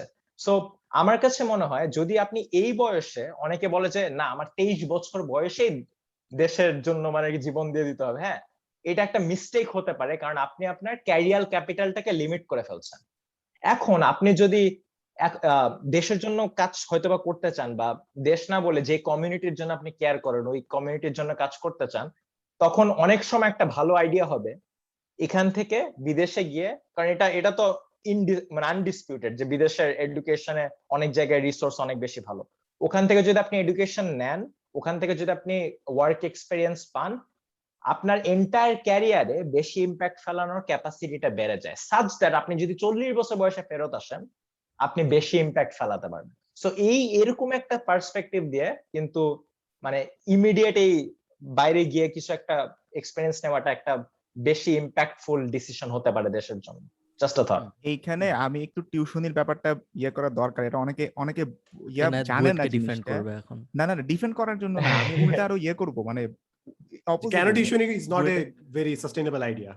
অবশ্যই এটা একটা হ্যাঁ। সাস্টেইনেবল আইডিয়া না। হ্যাঁ। আমি প্রথমে অনেকে বুয়েট কিংবা ঢাকা ভার্সিটির এমন অনেক স্টুডেন্ট আছে যারা এক একটা অ্যাডমিশন সিজনে পার মান্থে 6, 7, 8, 9, 10 লাখ টাকাও কামায়। এটা অনেকে বিশ্বাস করে না, This কিন্তু is আমি absolutely যতই true. বুঝাইতে This is বলি true. এটা ট্রু, এবং হচ্ছে এটা খুবই কি বলবো, এবং আমি এরকমও দেখছি যে পার ডে একদিন যে 2 ঘন্টা বা 2.5 ঘন্টা পড়াবে, পার ডে 5,000 টাকা করে নিবে। এরকম করে চিন্তা করলে পার মান্থে কত টাকা ইনকাম হইতে পারে। আমি বুয়েটে এমন অনেক মানুষকে দেখছি যারা টিউশনি করায় নিজে গ্রামে তাদের বিল্ডিং তুলছে, যেই বিল্ডিং তুলতে ওর সাথে হয়তো অন্য কেউ বাইরে গেছে, সাউথ আফ্রিকাতে গেছে, মধ্যপ্রাচ্যে গেছে, রেমিটেন্স আইনা তারপরে যে বিল্ডিং তুলছে, সেই বিল্ডিং সে টিউশনের টাকায় তুলছে। ঠিক আছে, এইরকম এক্সাম্পল বুয়েটের মধ্যে আছে। ক্যারিয়ার ক্যাপিটালের যে এক্সাম্পলটা সিয়াম বললো, এটা আসলেই অনেক লেজিট। তার কারণ অনেক সময় এরকম হইতে পারে, ইভেন আমাদেরকে অনেক সময় কথা শুনতে হয় যে টিউশনি করাই তো তুই এর চেয়ে দিন 3-4 গুণ টাকা পাইতি, এখন তুই এখন মানে হচ্ছে টিচিং প্রফেশনে কেন আসছিস, বা এই 30,000 টাকা বেতনের চাকরি কেন করতেছিস। মানুষ এটা বুঝে না যে এটার একটা লং টার্ম যে ইফেক্ট আছে ইন দ্য লং রান, মানে কোন জিনিসটা আসলে সাস্টেইনেবল, যে টিউশনি করানো নাকি একটা সাস্টেইনেবল জবের মধ্যে থাকা, কোনটা বেশি ইম্প্যাক্টফুল হবে, কয়জনের উপর আমি ইম্প্যাক্ট ফেলাইতে পারবো। আমি বলতেছি না যে যারা টিউশনি করায় এমন অনেক, খারাপ আমি না, ওদের খারাপ প্রতি বলতেছে না। হচ্ছে যথেষ্ট শ্রদ্ধাশীল যে তারা তাদের লাইফের একটা বড় অংশ ডেডিকেট করে দিতেছে যে স্টুডেন্টরা যাতে ভালো করে। ইভেন এমন অনেক বড় ভাইরা আছে যাদেরকে স্টুডেন্টরা যারা একদম তাদের 40 বছর হয়ে গেছে পর্যন্ত এখনো টিউশনি করাইতেছে, ওরা অনেক ভালো টাকা ইনকাম করতেছে, ওদের লাইফ ওরা খুবই ভালো। বাট ওরা সাস্টেইনেবল, মানে এই যেটা সাস্টেইনেবল না, যে কোনো সময় যে কোনো কিছু হইতে পারে। দিস ইজ এবং অ্যাবসলিউটলি ট্রু। এবং এটার আসলে কি মানে দুই দিকেই কথাবার্তা হ্যাঁ, বলা যায়, মানে পক্ষে হ্যাঁ। বিপক্ষে দুই জায়গাতেই লজিক আছে যে টিউশনি করানোটা ভালো কি খারাপ। এবং যদি যদি আজকে সিয়াম যদি সাপোজ বাংলাদেশে আইসা সিয়াম হচ্ছে যে একটা কোচিং সেন্টার খুলে হার্ভার্ডে কিভাবে ভর্তি হইতে হয়, এটা নিয়ে জাস্ট কোচিং সেন্টার, ও সারা জীবন খাইতে পারবে আমার কাছে মনে হয় যে ওইটা দিয়ে। But true true true. But Siam ওইটা নিজে চায় কিনা ওইটা একটা প্রশ্ন। এবং সিয়ামের পক্ষে আরো যা যা কিছু করা সম্ভব ছিল সেটা এইটা করলে সম্ভব হবে কিনা, এটাও একটা প্রশ্ন হয়ে দাঁড়ায়। তো এই এই জিনিসগুলো আসলে খুবই ইম্পর্টেন্ট। আমি অ্যাবসলিউটলি এগ্রি। ব্রেইন ট্রেইনের বুয়েটের পার্সপেক্টিভটা আমি একটু ব্যাখ্যা করবো একটু পরে, সাদমানের ইয়াটার পরে। হ্যাঁ, এনআইতে এই পার্টটা খুব ইম্পর্টেন্ট, কারণ হ্যাঁ, কেউ যদি আর্ন করতে চায় 2 লাখ টাকা 5 লাখ টাকা অ্যাডমিশন সিজনে কোচিং করে সারা জীবন কাটিয়ে দিতে চায়, অ্যাবসলিউটলি ওকে, এটা আপনার চয়েস। কিন্তু আমার মনে হয় যে ওইটা করলে টাকাটা আসবে, but you don't grow after certain point. আপনি হয়তো বা কলেজ পার হয়ে ইউনিভার্সিটি পার হয়ে রিসার্চে কাজ যাইতে পারতেন, আরো অনেক কিছু করতে পারতেন, but your stuck in a place. এবার আমি সবসময় একটা জিনিস চিন্তা করি, যখন কোচিং এ ক্লাস বলি কিংবা আমি একাডেমিক ক্লাস বলি, আমার মনে হয় যদি আমি একই লেকচার 5 বছর দিয়ে যাই, আই এম নট গ্রোয়িং, কিংবা এটা আমার ওয়েস্ট অফ টাইম। সো এই জন্য আমার ইউটিউব খুব ভালো লাগে যে আমি এক লেকচার একবার ডেলিভারি করে I can move on to the next project. So আমি চাই যে লাইফটা এরকম হোক, তাহলে বেস্ট হয়। আর না হলে একটা প্রবলেম হয় যে অনেক মানুষ অনেক ফোকাসড হয় টিউশনিতে ওয়াইল দে ইন ইউনিভার্সিটি, পরে তারা হয়তো শিফট করতে চায়, বাট ওদের টিউশনের এক্সপিরিয়েন্সটা তাদের কর্পোরেট ওয়ার্ল্ডে কোনোই কাজে লাগে না। So that is another factor যেটার কারণে অনেকজন আটকায় যায়, টিউশনের এক্সপিরিয়েন্সটা পরের কাজে লাগে না। এনাই বলতেছি।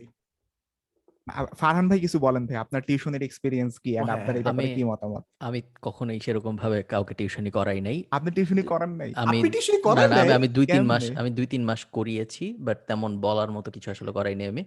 আমি ওইরকম কোথাও প্রেস্টিজিয়াস জায়গায় ও, পড়ি নাই তো যেখানে মানুষ টিউশন হইতে উফ চায় যাদের দ্বারা, উফ উফ, এরকম। তো ট্রিনিটি কলেজ কোনো প্রেস্টিজিয়াস জায়গা না। ট্রিনিটি কলেজে আমি যখন পড়তে আসছি তখন আমরা টিউশনি করানোর কাউকে টিউশনি দেওয়া সম্ভব না। তো তো এটা জীবনের শেষ পর্যায়ে এসে হয়েছে। সো না, আমি কখনোই সিরিয়াসলি কাউকে, জীবনের শেষ পর্যায়ে বলে। এখন পর্যন্ত আমার যে জীবন, এই জীবনের শেষ পর্যায়ে হলো আমি ট্রিনিটি গত 3-4 বছরের কাহিনী। তো ওই তো আমার টিউশনির সেরকম কোনো বাস্তব অভিজ্ঞতা নাই। আমি খুব বেশি মানুষকে পড়াই নাই। আম এবং না আসলে আবার টিউশনি এই যে বুয়েটের স্টুডেন্টরা বা ঢাকা ইউনিভার্সিটির স্টুডেন্টরা টিউশনি করাবে, এটা যেরকম একটা কমন নরম, ওরকম নরম না যে নর্থ সাউথের স্টুডেন্টরা টিউশনি করাবে। নর্থ সাউথের একাডেমিক এন্ট্রান্স এক্সাম যেটা হয় ওটা বেসিক্যালি একটা বাচ্চাদের পরীক্ষা। এটা টা ওই পরীক্ষা ঢোকার জন্য তোমার টিউশন হইতে হয় না। যদি হইতে হয় তাহলে আমাদের ওই যে আবার বিদেশে উচ্চশিক্ষার ভিডিওটার মতো, তাইলে কোনো একটা সমস্যা আছে। তো এগুলা বেশিরভাগ প্রাইভেট ইউনিভার্সিটির, আমি নর্থ সাউথে পরীক্ষা দিছি আর আমি ব্র্যাকে পরীক্ষা দিছি। সো আমি এই 2টার অভিজ্ঞতা থেকে বলতে পারি। এই 2টার ভর্তি পরীক্ষাই বেসিক্যালি বাচ্চাদের ভর্তি পরীক্ষা। সো এই 2টার ভর্তি পরীক্ষার জন্য কোনো কারো টিউশন হইতে হয় না। এবং ভর্তি হওয়ার পরে আমি যা পড়ছি ওইটাই তো আমার নলেজ। সো ওই জিনিস কাউকে, যেহেতু আমি বিজনেস ম্যানেজমেন্ট পড়ছি, ওই জিনিস কেউ শিখতে কি বলে পার্সোনাল টিউটর খুঁজে না। ও, ব্র্যাকের কিন্তু ভর্তি পরীক্ষা হয়েছে খুব রিসেন্টলি, আর বিইউপির ভর্তি পরীক্ষাতে নাকি বিউপির পদ্মা পান্ডা। সেতু থেকে কোশ্চেন আসছে। ও, এনার খুব খুশি। আর পান্ডার কোয়েশ্চেনটা নিয়ে অনেক আলোচনা হচ্ছে। আস্তে আস্তে পরীক্ষা হওয়া শুরু হচ্ছে ভালো, হয়তো হ্যাঁ হয়তো হ্যাঁ আবার হ্যাঁ না, স্টুডেন্টরা এটা আস্তে আস্তে একাডেমিক আরো লাইফে ইয়ে ফেরত করবে। যেতে পারবে। প্রাইভেট ভার্সিটি ভর্তি পরীক্ষা আরো কঠিন হবে সামনে। হ্যাঁ, তা আর তো হবে। অলরেডি আমি ইয়ে শিওর হবে। অনেক কঠিন হয়েছে। হ্যাঁ, আমি ভর্তি already অনেক পরীক্ষা দিছি কঠিন অনেক হচ্ছে। আগে। সো আমি শিওর এই গত যে কয় বছর আগে আমি পরীক্ষা দিছি, ওই কত বছরে অনেক চেঞ্জ আসছে। হ্যাঁ, কেন obviously কঠিন কঠিন হবে। হচ্ছে পরীক্ষাগুলো? ক্যান ইউ এলাবোরেট ভাই একটু? ন্যাচারালি তোমার যে কোনো ইউনিভার্সিটি ইনিশিয়ালি নর্থ সাউথের সিস্টেম আমি যেটা দেখছিলাম, আমার মনে হয়েছিল যে এইটা ঠিক পরীক্ষার থেকে গাধা গাধা বলাটা ঠিক হবে না, লাইক একদম বোকাশোকা মানুষ ফিল্টার আউট করার একটা পদ্ধতি। যখন তোমার আহ, ওই যে ভিয়েতনাম ওয়ার যখন হয়, তখন আমেরিকা ভিসা ছাড়া মানুষকে এয়ারলিফট করে নিয়ে আসে। তোমার 1,60,000 মানুষের মধ্যে এয়ারলিফট করে নিয়ে এসে এক জায়গায় রাখে, তারপর আস্তে আস্তে ওদের চেক করে করে দেশে ঢুকায়। So, আফগানিস্তানের সাথেও সম্ভবত এখন হবে ওইটা। তো ওই তো এটা আমার আমার পরীক্ষা দেওয়ার সময় তাই মনে হয়েছে। খুব এক জিনিস আসলে ঠিক পরীক্ষা বলাটা একটু একটু সিরিয়াস হয়ে যায় এটা। তোমরা বাজফিড কুইজ দিছো কখনো? না, এটা বাজফিড কুইজ। বাজফিড কুইজের একটু একটু ভালো ভার্সন আমার মনে হয়েছে ওই সময়। এখন আমি বললি সাদবাদের ইয়ারটা হচ্ছে কেন প্রাইভেট ভার্সিটি পরীক্ষা আস্তে আস্তে কঠিন হবে এন্ড পাবলিক ভার্সিটি পরীক্ষা আস্তে আস্তে সহজ হবে। এটা রিজন এক্স্যাক্টলি হ্যাঁ, উল্টা আমি হবে। পাবলিক উল্টা ট্রেন্ড দেখতেছি। হ্যাঁ, প্লিজ এলাবোরেট। উল্টা হবে। তার কারণটা হইতেছে ইদানিং পাবলিক ভার্সিটির যারা কোশ্চেন করে, জিনিসটা আমি যতদূর শুনছি আর কি, এটা একদম অফিসিয়াল কোনো কিছু না, সহজ করার মেইন রিজনটা হচ্ছে যাতে আমি লেভেল প্লেইং ফিল্ড দিতে পারি। কারণ পাবলিক ইউনিভার্সিটির মধ্যে আমার গ্রামের থেকে একটা ছেলে এসে পরীক্ষা দিচ্ছে, ওই দিন ইয়ের সাথে কথা হইতেছিল, ফিরোজ স্যারের সাথে যেটা নিয়ে কথা হইতেছিল, যে সে তো ওইখানে কোনো স্ট্রাকচারাল সুবিধা পাইতেছে না। ঢাকার একটা ছেলে এসে একটা কোচিং করতে পারতেছে, 4 মাস ধরে পরে তার একটা হাউস টিউটর রাখা যায়, বাট মফস্বলের একটা ছেলে সে তো এই সুবিধাটা পাইতেছে না, সে জাস্ট সারা জীবন একটা টেক্সট বুক পড়তেছে, রাইট? তো আমি যদি এখন এমন কঠিন কোশ্চেন করি, যে কঠিন কোশ্চেন শুধুমাত্র ঢাকায় কোচিং করা একটা ছেলে পারবে, কারণ সে বেটার সুযোগ সুবিধা পাইছে, তার টাকা আছে, এন্ড সে আসলে বেটার টিউটরদেরকে পাইছে, তাইলেও সেই মফস্বলের ছেলেটার সাথে কিন্তু আমি ডিসক্রিমিনেশন করতেছি।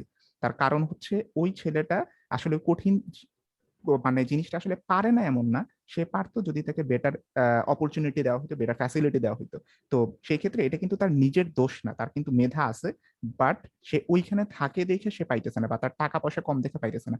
দ্যাটস ওয়াই এই নোশনটাতে সব এই ডিসক্রিমিনেশনটা যাতে কমে বা লেভেল প্লেইং ফিল্ডটা যাতে আসে, এই জন্য কোশ্চেন সহজ করার ট্রাই করা হইতেছে। আমি আমি কিন্তু নিজের কোনো অপিনিয়ন দিতেছি না, এটা আমার কাছে আমি মানে যতটুকু শুনছি আনঅফিশিয়ালি, এন্ড আমার কাছে জিনিসটা লজিক্যাল নাকি লজিক্যাল লাগতেছে এটা না, আমার পুল এটার থেকে ওর আমি সেম ডিবেটেবল। অপিনিয়নই পাইছি। এই সেম অপিনিয়ন আমি আমার ওকে, পুল থেকেই কিন্তু পাইছি। কিন্তু তোমার এই জিনিসটা লেভেল প্লেইং ফিল্ড কিভাবে হবে? যদি সহজও করা হয়, তারপরেও তো ঢাকার ছেলেটা অনেক এডিশনাল অ্যাডভান্টেজ হ্যাঁ হ্যাঁ পাবে ওই হ্যাঁ সহজ জিনিসটা আরো সহজ করার জন্য, তাই না? না না সো না, ওইরকম না, জিনিসটা হচ্ছে ধরেন আপনি 2+2=4 এটা পারেন, এটা তো মফস্বলের সেই ছেলেটাও পারে, ধরেন ঢাকার একটা ছেলেও পারে। এখন ডিপেন্ড করতেছে কে কত কম সময়ের মধ্যে এটা দিতে পারবে, বা মানে পুরো পরীক্ষাটার মধ্যে সে সবগুলা জিনিস অ্যান্সার করতে পারতেছে কিনা, বা তার স্ট্র্যাটেজি মানে পরীক্ষার স্ট্র্যাটেজিটা কতটুকু ভালো। এইটা মফস্বল এন্ড ইয়ের মধ্যে, ঢাকার মধ্যে দুই জায়গাতে সেম প্র্যাকটিস হইতে পারে, তার কারণ একটা মডেল টেস্ট সে নিজেও প্র্যাকটিস করে দিতে পারে, তার নিজস্ব সময় আছে, মানে এটা তার ইকোনমিক অ্যাডভান্টেজের উপরে ডিপেন্ড করতেছে না, সে 2+2=4 এটা লিখতে না, পারে। বাট আমি চাইলে একটা টিচার হায়ার করতে পারি যে আমাকে প্রতিদিন 4 ঘন্টা 2+2 হ্যাঁ কিভাবে 4 হয়, কত ফাস্ট করা হ্যাঁ, যাবে শিখাবে, তাই এইটা না? আমি কিন্তু শিখায়, হ্যাঁ এইটা কিন্তু এফিসিয়েন্সি হ্যাঁ টেস্টই কিন্তু জিআরই জিম্যাথ হ্যাঁ, কিংবা সিএম ভালো হ্যাঁ বলতে হবে হ্যাঁ এটাতে। যে হ্যাঁ, আমার ওইটা কাছে ট্রেন করা মনে হয় যায়। না উল্টা লেভেল দিক থেকে প্লেইং চিন্তা করলে ফিল্ড হতে পারে, সে সম্ভব। যদি নিজে চায় তাহলে কিন্তু নিজেও সে মানে বারবার হ্যাঁ, বারবার প্র্যাকটিস করতে পারে, মানে নিজে যদি চায়, যদি চায় আর কি। এখন এটা এটা সত্য যে যে ঢাকায় থাকবে সে একটা ইয়ে পাবে, ওই যে পুশিং ফিগার পাবে, যে পুশ করবে বারবার, যে ওকে ভালো মতো পর পর পর পর, সে যেটা হয়তো মফস্বলের ছেলেটা পাবে না। এটা একটা ডিসক্রিমিনেশন হইতে পারে জাস্ট, কিন্তু এ ছাড়া সে যদি নিজে চায়, চাইলে কিন্তু করতে পারে, যেটা এখন হইতেছে। কিন্তু এখন কিন্তু বুয়েটের অ্যাডমিশন টেস্ট গুলোতে বেশিরভাগ সময় দেখা যায় যে ঢাকার বাইরের মানুষজন ফার্স্ট সেকেন্ড হয়, এরকম জিনিসগুলো হইতেছে, আমরা দেখতেছি। আস্তে আস্তে হয়তো পার্সেন্টেজটা আরো বাড়বে। এখানে এখানে তো কোরিলেশন ড্র করতে পারবো না যে না না না, এটা এটা ঠিক আছে। এক্সাম সহজ হয়েছে দেখে হয়েছে, এটা এটা এটা না না হতে না। পারে যে ইয়েস, ঢাকার আইবিএম বাইরে ভালো অ্যানালিটিক্স, কোচিং সেন্টার হয়েছে। আইবিএম, আইবিএম স্পেশালিস্ট তবে আছে আমাদের এই সাথে। এটা ঠিক অ্যাডমিশন আছে, এটা সিয়ামের সাথে হ্যাঁ, এগ্রি করি আসলে, ট্রু সত্যি ট্রু। কথা। এটা কোশ্চেন, কিন্তু কোশ্চেন সহজ হবে, এটা আমি আগে বলে রাখতেছি, আস্তে আচ্ছা, আস্তে কোশ্চেন আপনারা কন্টিনিউয়াসলি যারা সহজ পরীক্ষা করবে। দিতে চাচ্ছেন, ডিলেট এই বছর যদি না দিলেও হয়, পরের বছর দেন। যত দেরি হয় তত ভালো আপনার জন্য, তত যত দেরি সুবিধা। হয় তত প্রাইভেটে ভালো যদি না। স্বপ্ন থাকে আর আপনার। আপনি যদি এখন ও 9 বা 10-এ থাকেন, 1-2 বছর ড্রপ দিতে পারেন, সেক্ষেত্রে আপনার বুয়েটের চান্স পাওয়ার চান্স বেড়ে যাবে। ভাই এসব আইডিয়া দিয়েন না, আসলে দেখবে ড্রপ দেওয়া শুরু হয়েছে। আমি যখন তখন ক্লাস 7-এ ছিলাম, একটা কমন ট্রেন্ড ছিল হচ্ছে 7 থেকে ড্রপ দিয়ে 6-এ উঠে 6-এ পরে Cadet রাজুকে college। ভর্তি পরীক্ষা ও দেওয়া, আচ্ছা, রাজুক, বা আচ্ছা, হচ্ছে আচ্ছা। হ্যাঁ, বা ক্লাস 8 থেকে ড্রপ দিয়ে 7 এ গিয়ে ওই এক বছর প্রিপারেশন নিয়ে 7 এ গিয়ে ক্যাডেট কলেজের জন্য পরীক্ষা দেওয়া। ও সেই এখানে সেই, আসলে হ্যাঁ শুরু হ্যাঁ হয়েছে হ্যাঁ, বুয়েটের এটা জন্য। ট্রেন্ডটা ছিল। সত্যি সত্যি হ্যাঁ, এটা হ্যাঁ, এটা ছিল, আসলে এটা ভেরি ছিল। ছিল কমন। আসলে। হ্যাঁ, ভেরি কমন। আমার পার্সোনালি আমি যে কোচিং ক্যাডেট কলেজের কোচিং এ ছিলাম, ঠিক আছে, ওই ক্যাডেট কলেজের কোচিং থেকে তো সবাই 6 থেকে 7 এ উঠে পরীক্ষাটা দিচ্ছে। আমার ব্যাচের 4-5 জন ক্লাসমেট 7 এ ওঠার সাথে সাথে ওই প্রিপারেশন নিয়ে 6 এ গিয়ে রাজুকে ভর্তি দিয়ে চান্স পেয়েছে। আচ্ছা, I don't want to offend anyone but that sounds really Dam. মানে 2 বছর কি অ্যাডভান্টেজ, এটাতে কি অ্যাডভান্টেজটা বেসিক্যালি জাস্ট এই যে আচ্ছা, রাজুকে না, ভর্তি আচ্ছা। অনেক করছে, অ্যাডভান্টেজ, অনেক।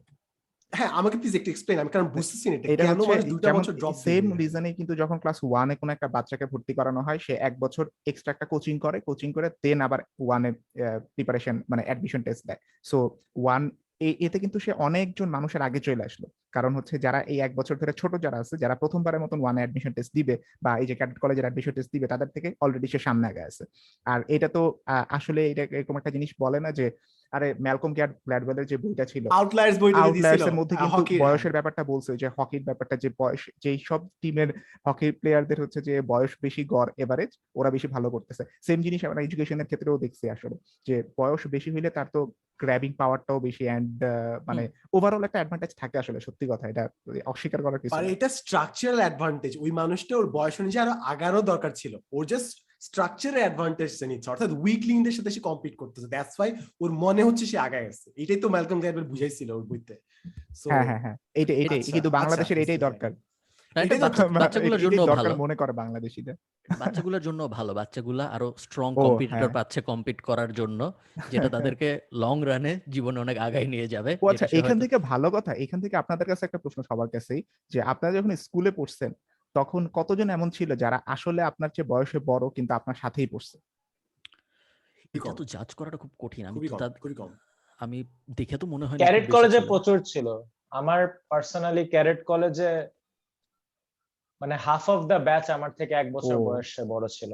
সেই, এই যে এইটা যতটুকু এইটা এই জন্য আমারও সেম বিল্ড আপ হয়েছে এক্সপিরিয়েন্স একটা। আসলে, আমার ক্ষেত্রেও অনেকেই ছিল আমার চেয়ে বয়স, অনেকেই ছিল মানে এরকম বয়সে বড়, 1/4 তো হবে। আমি আইডিয়ালে ছিলাম যখন, তখন দেখছি মানে ওইখানে সাদমান অনেক। ভাই, হ্যাঁ আইবিএ তো এরকম না? আইবিএ তো যখন আগে 2 বার হ্যাঁ পরীক্ষা দেওয়া যেত, তখন তো সবাই ডাবল টেকে, Yeah. মানে কি হ্যাঁ 80% ডাবল টেকে চান্স পেত। ইয়েস ইয়েস, এইটাই, অনেক আমি তো মেডিকেলও বয়সে এরকম হওয়ার 3-4 পসিবিলিটি বছর বেশি। ছিল। বাট জিনিস হচ্ছে এই লজিকে যদি হয় তাহলে তো আমরা সব থেকে ভালো কন্টেন্ট ক্রিয়েটর হব, বিকজ আমাদের চেয়ে বয়সে অনেক ভালো, অনেক বেটার ক্রিয়েটর অনলাইনে আছে, and that should just propel us to make super contents. ও বাট তা তো হয় না। আফটার আ পয়েন্ট এই আই থিঙ্ক ওই যে 18-20 আমি জানি না কবে ব্রেনের গ্রোথ করা থামে, তারপরে it's all level playing field. তাহলে নাইলে তো এই এক্সকিউজ টানতে টানতে তো বলা যায় যে আইবিএম এ সিএম এর থেকে বড় মানুষ আছে, তো লেভেল প্লেইং ফিল্ড হইলো না। বা ইউটিউবে আমাদের থেকে বড় কন্টেন্ট ক্রিয়েটর আছে, হ্যাঁ, এই তোমাদের সেম থেকে বড় জিনিসটা, কন্টেন্ট ক্রিয়েটর আছে। তাই So, না? এই সেম জিনিসটা আমি 40 বছর মনে করেন বাংলাদেশে চাকরি করে তারপর ওই 26 বয়সে সিএম এর চাকরিতে অ্যাপ্লাই করলাম বিদেশে। এইটাই তো করতে পারি, রাইট? কর্পোরেট কেন আপনি করি না? আপনি ভাবেন এটা করতেছে না মানুষ? এটা করতে, এই যে সালমান, আপনি কি ভাবেন গুগল টু, এক্স্যাক্টলি। আপনি অনেক অনেক দেখবেন যে বাংলাদেশ থেকে গুগলে চান্স পেলো, হুম, ঠিক আছে, সফটওয়্যার ইঞ্জিনিয়ার হিসাবে।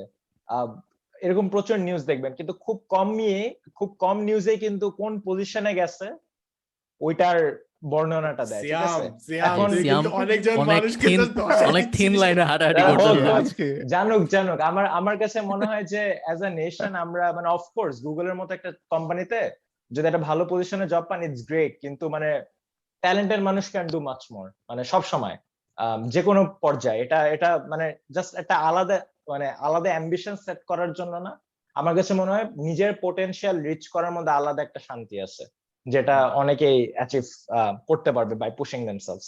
তো গুগলে ধরেন সফটওয়্যার ইঞ্জিনিয়ার এই প্রচুর লেভেল থাকে, L1 L2 L3, মানে 1 বছর এক্সপিরিয়েন্স হলো সফটওয়্যার ইঞ্জিনিয়ার, 2 বছর এক্সপিরিয়েন্স হলো সফটওয়্যার, প্রত্যেকের পে স্কেল আলাদা হয়। এরপরে সিনিয়র সফটওয়্যার ইঞ্জিনিয়ারেও আরো এরকম 3টা ভাগ থাকবে, এরকম প্রত্যেকটা টেক কোম্পানিতে এরকম। এখন আপনি যদি ধরেন পিএইচডি শেষ করেন, আপনাকে এক্সপেক্টেড হবে সিনিয়র সফটওয়্যার ইঞ্জিনিয়ারের ফার্স্ট স্টেজে জবটা পাওয়া।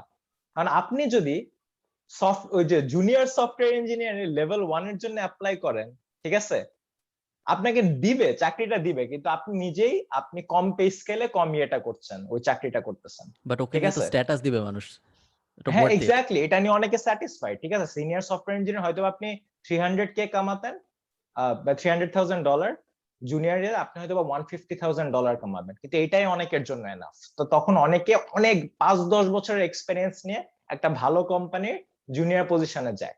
ঠিক আছে, সো মানে এটা ইয়েতেও আছে আর কি, এই টেকনোলজিক্যাল ওয়ার্ল্ডেও আছে। আমি যখন ট্রিনিটিতে প্রায় শেষ, আমি থিসিস লিখতেছি, এরকম সময় আমার অনেক ফ্রেন্ড লিঙ্কডইন, ফেসবুক, গুগল সব হাবিজাবি যেসব পপুলার কোম্পানি আমরা চিনি ওগুলো জয়েন করছে। তো আমার একটা ফ্রেন্ড ছিল ক্যারোলিন, ওকে আর আমাকে ফেসবুক থেকে ফোন দিছে মোটামুটি একই দিনে। ফেসবুকে ফোন দিছে ইন্টার্নশিপের জন্য। তো ক্যারোলিন জয়েন করছে, আমি করি নাই। কারণ এই যে একটা সেলস রোলের একটা ইন্টার্নশিপ ছিল। সো খুব একটা পছন্দ হবে আমার লাইনের জিনিসপত্র ছিল না আসলে। তো ও তারপর জয়েন করার কিছুদিন পর ওকে ফেসবুক অ্যাড ক্রেডিট দেওয়া শুরু করে ফ্রি। সম্ভবত $50 বা $100 এরকম। সো আমরা সবাই এই অনেকগুলা অ্যানিমাল চ্যারিটি হাবিজাবিতে ডোনেট করি আয়ারল্যান্ডে। তো আমরা তারপর অ্যানিমাল চ্যারিটি গুলোর সাথে কন্ট্যাক্ট করা শুরু করি যে ওদের ফ্রি অ্যাড ক্রেডিট দিব, বিকজ অ্যাড ক্রেডিট দিয়ে আমরা কি করবো তখন। সো মানে আমাকে তো দিচ্ছে না, ওকে দিচ্ছে। সো আমি এমনিই দিতাম। তো তারপর ও অনেকদিন ফেসবুকে চাকরি করছে এবং তারপর ওই যে ফ্রি ব্রেকফাস্ট হাবিজাবি যা টিপিক্যাল হয় করে টোরে তারপরে ছেড়ে দিছে। এবং এটা আমি এই জন্য বললাম, আমার বেশিরভাগ ফ্রেন্ড যারা বিগ টেকে জয়েন করছিল তারা মোটামুটি সবাই বিগ টেক ছেড়ে দিছে 3-4 বছর পর। মেবি কলিং এর জন্য বা মেবি অন্য কোনো কারণে, বা এমনও হইতে পারে যে মিলেনিয়ালদের মধ্যে চাকরি 2 বছর পর পর চেঞ্জ করার প্রবণতা এমনিই বেশি। তো এটাও একটা কারণ হইতে পারে। বাট বেশিরভাগই বিগ টেকে বেশি দিন চাকরি করে নাই। বাংলাদেশিরা চাকরি কম ছাড়ে অনেক, বিদেশিরা চাকরি অনেক বেশি ছাড়ে। জেনারেল স্টেটমেন্ট, বাট আমি আমার অভিজ্ঞতায় তাই দেখছি। বাংলাদেশে আমি এখানে চাকরি ছাড়া ইটস লুক ডাউন আপন, যে ভাই তুমি শিওর শট সিকিউরিটি কেন ছুড়ে দিচ্ছ? So এটা বেসিক পাবলিসিটি। বাংলাদেশি যারা বিদেশে আছে আর কি, আমি এই যে আমার আশপাশের রিজিয়নে আমি যাদেরকে দেখতেছি, একটা কোম্পানিতে ঢুকলে আমি চাকরি ছাড়তে তাদের খুব কমই দেখছি কম্পেয়ার টু ওই সেম কোম্পানির বিদেশি মানুষজনকে আমি যেভাবে চাকরি ছাড়তে দেখি। শুধু বাংলাদেশি পার্সোনালি বলতেছি, ইন্ডিয়ান সহ বলতেছি আমি। আমার অনেক এটা ইন্ডিয়ান ইয়ের ফ্রেন্ড জন্য ছিল। আমার কাছে মনে হয় এখানে ইমিগ্রেশনের অনেক ফ্যাক্টর প্রচুর ভিসা ইম্পর্টেন্ট। টাইজ থাকে সম্ভবত। হ্যাঁ, ভিসা টাইস মানে অবশ্যই ট্রান্সফার করা যায়, কিন্তু এত ক্যাচালের মধ্যে দিয়ে যেতে হয়। মানে একটা ভালো কোম্পানি আপনার সব করে দিবে। আমার ওয়ার্ক ভিসা অ্যাপ্লাই করতে কয়েক $1,000 লেগে যায়, করে দিবে। গ্রিন কার্ড অ্যাপ্লিকেশন সব করে দেয়, ঠিক আছে। তখন ওইটা বাদ দিয়ে নতুন কোম্পানি যাওয়ার সময় সবকিছু ট্রান্সফার করতে হয়, বিশাল ক্যাচাল। ঠিক আছে, অনেকে এটা নিতে চায় না। আর এটা আরেকটা যে, এটা আমি প্রায় বলি যে হ্যাপিনেস খুবই dependent of with who you compare yourself with.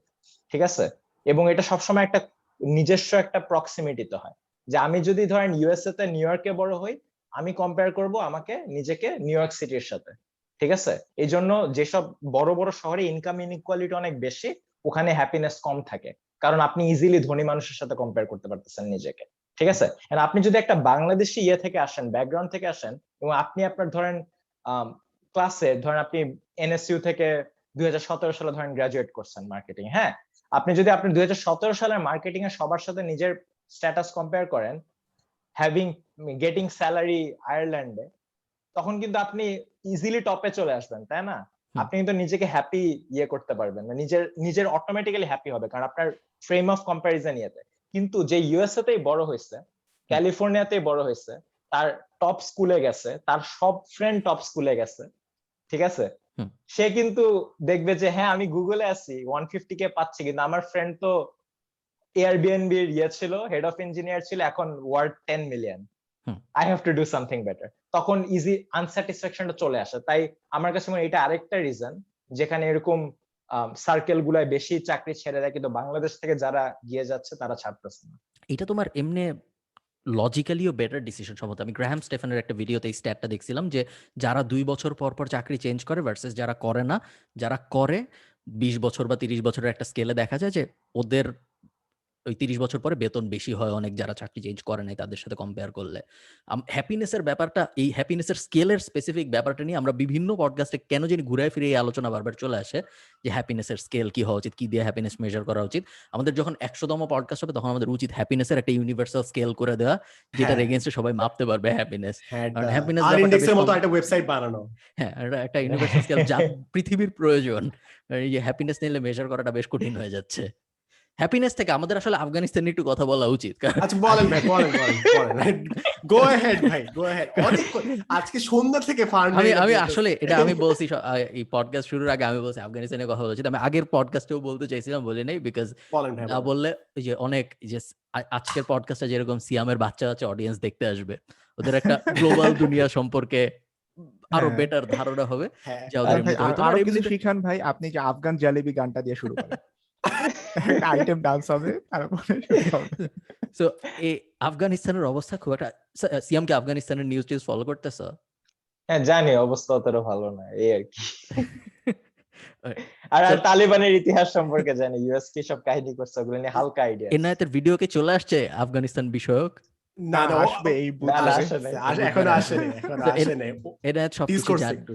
Enayet সবকিছু হ্যাঁ। জানে আফগানিস্তানের অবস্থা সম্পর্কে। উফ, আমি যেই জন্য আমি আফগানিস্তান এনায়েতের ভিডিও থেকে আমি কোনো চুম্বক অংশ কেটে নিতে চাচ্ছি না, এনায়েতের কি কোনো মানে না না শুধু কোনো সমস্যা নো নেই, স্পয়েল, আমরা কোনো স্পয়েল দিতে যাচ্ছি না So, আর কি। না হ্যাঁ। না না, লং বলে স্টোরি যা মন শর্ট, চায় তা বলতে পারেন। লং স্টোরি শর্ট, তালেবানরা ক্ষমতায় ছিল না গত 20 বছর।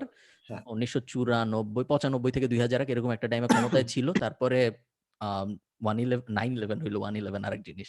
সো 9/11 হইলো, 9/11 হওয়ার পরে ওসামা বিন লাদেনকে মারতে গেল বুশরা, তখন তোমরা হও নাই। So, অনেক আগের কথা, একদিন রাত্রেবেলা দেখলাম বিল্ডিং দুটা ভেঙে পড়তেছে, তারপর তো যুদ্ধ ঘোষণা হলো, ওয়ার এগেইনস্ট টেরোরিজম। ওরা মারতে গেল, অনেকদিন খুঁজলো, আফগানিস্তান ধসায় ফেললো, তারপর দেখা গেল ওসামা বিন লাদেন ছিল পাকিস্তানে। So, তারপরে পাকিস্তানে তাকে মারলো, মারার পরে সেটাও মারছে, অনেকদিন হয়ে গেছে, কিন্তু মারার পরেও আমেরিকা আফগানিস্তান ছাড়ে নাই। আফগানিস্তানে ওরা রিফর্ম করার চেষ্টা করতেছিল, ওখানে গভর্নমেন্টকে হেল্প করলো, ওখানে আর্মি বানানোর চেষ্টা করলো, পুলিশ বানানোর চেষ্টা করলো। 2.1 ট্রিলিয়ন এরকম একটা অ্যামাউন্ট ওরা টোটাল খরচ করছে গত 20 বছরে আফগানিস্তানকে রিফর্ম করতে যায়। সব খরচ টরচ করে এই বাইডেন, সিয়ামের প্রেসিডেন্ট, উনি কয়েকদিন আগে ঘোষণা দিল যে আমরা এইবারে 9/11 শুরু হওয়ার আগে আফগানিস্তান থেকে সব ট্রুপ সরায় ফেলবো আমেরিকান। তো এটা বলার পরে তালেবানরা অনেক উৎসাহী হয়ে গেল, এবং তালেবান এমনিতেও গত 20 বছর ধরে আশপাশের রিজিয়ন দখল করার চেষ্টা করছে, এবং অনেকগুলা করছে আউটস্কার্ট, বাট ইভেনচুয়ালি দেখা গেল মোটামুটি কোনো ধরনের রিয়েল প্রোটেস্ট ছাড়াই ওরা কাবুলও দখল করে ফেললো। এখন মোটামুটি সবকিছু তালেবান গভর্নমেন্ট, যদি তুমি জানি না, আমরা এখন রেকগনাইজ করতেছি না কি করতেছি না, ওই তো বেসিক্যালি এখন সবকিছু তালেবানদের কন্ট্রোলে চলে গিয়েছে। এটা হইলো একটু একটা শহর। অ্যাডিশন আছে আসলে, এটার আগেও ইউএসএ যে শুধুমাত্র 9/11 এর পরে আসছে এরকম না। 1979 বা 80 এর দিকে যখন কোল্ড ওয়ার চলতেছিল, তখন সোভিয়েত অ্যান্ড ইউএস এর মধ্যে একটা কোল্ড ওয়ারের সময় একটা প্রক্সি ওয়ার বলে। প্রক্সি ওয়ারটা হচ্ছে আপনি নিজেদের দেশের মধ্যে যুদ্ধ করবেন না, অন্য একটা দেশে যে নিজেরা যুদ্ধ করবেন। সেই দেশটা ছিল হচ্ছে যে আফগানিস্তান। তো ওই সময়ে এমন একটা সময় ছিল যখন তালিবানরা হোয়াইট হাউসের মধ্যে যা বৈঠক পর্যন্ত করতো, এরকম একটা সময় ছিল। তখন ইউএস অ্যান্ড তালিবানের মধ্যে একটা মানে দহরম মহরমও ছিল একটা সময় বলা যায়। এন্ড এই এরপরে হঠাৎ করে ইয়ে হয়ে গেছে, উল্টা হয়ে গেছে। এই ব্যাপারগুলো বেশ কমপ্লিকেটেড। কাকে যে তুমি, কার কথা যে তুমি শুনবা, যেমন অনেক মিম এখন জনপ্রিয়, যে যারা এই জিনিসটা সবসময় শেয়ার করতো যে তালেবান বলে আসলে কিছু নেই, পুরোটা আমেরিকার সৃষ্টি, তারা ওই গ্রুপ অফ মানুষরাই এখন তালেবান পাওয়ারে যায় অনেক খুশি, যে আমাদের লোকরা পাওয়ারে গেছে ফর এক্সাম্পল। কিন্তু কয়েকদিন আগে তারাই ভাবতো যে এই ব্যাপারটা নেই, যেটা আইএস নিয়েও অনেক হইতো, যে এটা আসলে কিছু নেই, আমেরিকার সৃষ্টি নাকি আমি জানি না, আমি জাস্ট বলতেছি যা হচ্ছে তাই।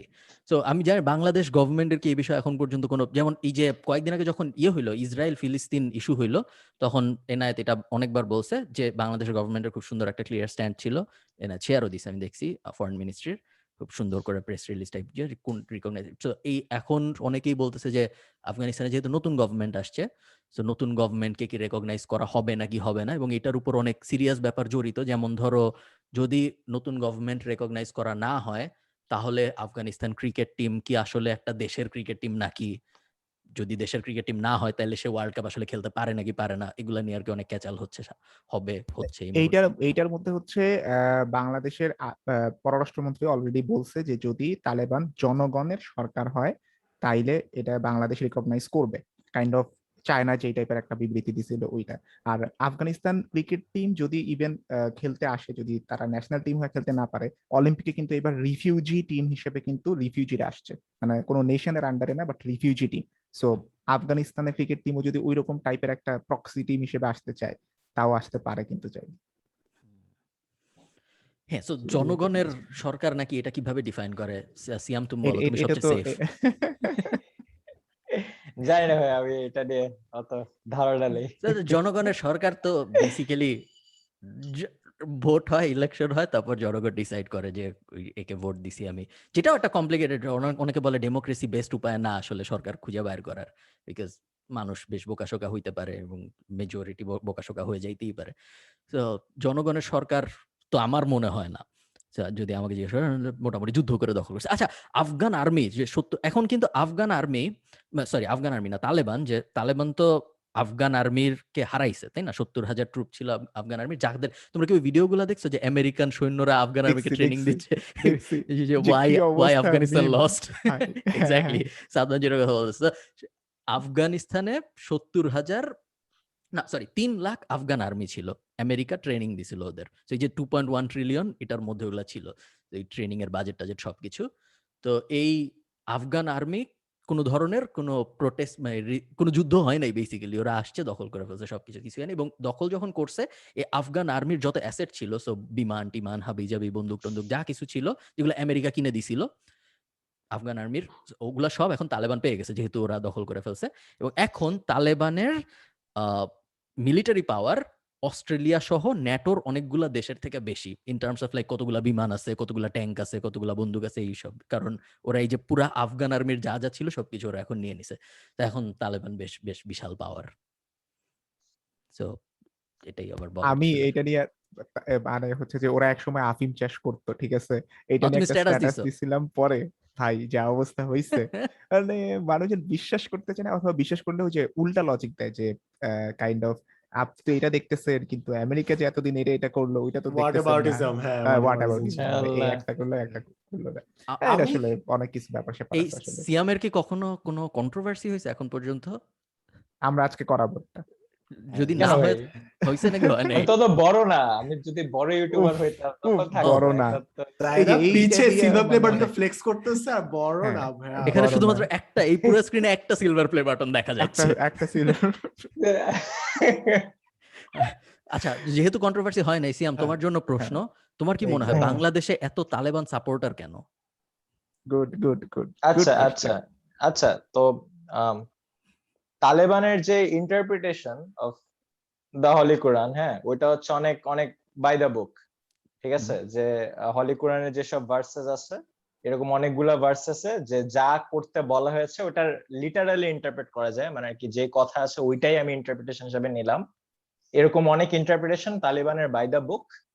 এখন ন্যাচারালি যে কোনো দেশে, যে কোনো ধর্মেই যদি মেজরিটি হয়, ওই ধর্মের অনেক অনেক মানুষ হলি স্ক্রিপচার গুলোকে বাই দা বুক ইন্টারপ্রেট করবে, অনেকে করবে না। ন্যাচারাল, এটা সব ধর্মেই হয়েছে, ঠিক আছে। খ্রিস্টিয়ানিটি ইউএসএ, সব ওয়েস্টার্ন কান্ট্রিতে, তারপর ইয়েতে পাকিস্তান, বাংলাদেশে কোরআন নিয়ে।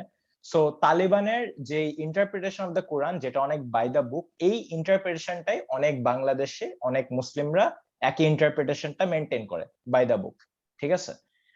সো তারা অবশ্যই এরকম একটা তালেবান তালেবান যে গভর্নমেন্টটা চাচ্ছে, বিকজ তাদের ইন্টারপ্রিটেশন বাই দ্য বুক, বাংলাদেশেও ওই যাদের ইন্টারপ্রিটেশন বাই দ্য বুক ওই একই ধরনেরই গভর্নমেন্ট চাবে, এন্ড দ্যাটস দ্য সাপোর্ট। এইটা বেশ আনএক্সপেক্টেড, এবং আমি শিওর আমি স্ট্যাটাস দিলে বা সাদমান স্ট্যাটাস দিলে বা ইভেন সিয়াম স্ট্যাটাস দিলেও সেমই হবে। এইটা একটু আনএক্সপেক্টেড যে এনায়েতের আফিম বিষয়ক স্ট্যাটাসের নিচে তালেবান সাপোর্টারদের কমেন্ট পাওয়া যাবে, বিকজ জেনারেলি তোমার মনে হবে যে এনায়েতের ভিডিও যারা দেখে তারা এরকম হয়তো বলবে না, যেটা আমার মনে হইতে পারে। বাট বাট এটা বেশ উইয়ার্ড যে আসলে এরকম হয় না। আমি শিওর আমি স্ট্যাটাস দিলে সিমিলার রিয়াকশন আসবে মানুষের পক্ষ থেকে নিচে কমেন্টে। সো ব্যাপারটা বেশ ইন্টারেস্টিং, পুরো যুদ্ধটাই বেশ ইন্টারেস্টিং। যে 20 বছর আগে, বা ওই তো 75 বাদ দিলাম আমি, তারপরে রিসেন্ট যেটা আমি ওয়ার এগেইনস্ট টেররিজম, 20 বছর আগে গেলাম, তালেবান সরকার সরাইলাম, 20 বছর যুদ্ধ করলাম, 2.1 ট্রিলিয়ন খরচ করলাম, ফেরত চলে আসলাম, এখন আবার তালেবান সরকার। So, মানে উচিত না কিন্তু, হ্যাঁ, মানে কি এই যে এই 20 বছর আগ থেকে যে চিন্তা করা, এটা কিন্তু উচিত না। কারণ হুম 75 সালে ইউএসএ কিন্তু বেশ বাজে কাজ করছে হুম আফগানিস্তানে। তারা আফগানিস্তানে তাদের ইয়েটা ছিল হচ্ছে যে ইসলামে তো দ্য আইডিয়া অফ জিহাদ, এই আইডিয়াটা তো আছে, তাই না? খুব স্ট্রং একটা আইডিয়া যে যখন পর আপনার ধর্মকে আক্রমণ করবে, আপনার দেশ নিয়ে নেবে, তখন টেক আর্মস এগেইনস্ট দেম। এটা তো খুব স্ট্রং একটা আইডিয়া ইসলামে। তো তারা করছে কি, ইউএসএ তারা একটা এডুকেশনাল কারিকুলাম বানাতে সাহায্য করছে, যেটা বাচ্চাদেরকে এটা শেখায় যে if Rafiq is attacked by a foreigner and Rafiq's religion is in danger, Rafiq should take arms. এরকম বাচ্চাকাল থেকে তাদেরকে ইন্ডক্ট্রিনেট করছে এডুকেশনাল ইয়ে দিয়ে সিলেবাস, যেটা ইউএসএ হেল্প করছে। So USA basically influenced Afghanistan kids who grew up to be a lot of the militants that we know now to take arms. কেন? কারণ দ্যাট ইজ ওয়ান ওয়ে তারা সোভিয়েত ইউনিয়নকে হারাতে পারবে। বাচ্চাদেরকে যুদ্ধ করতে শেখায়, ঠিক আছে?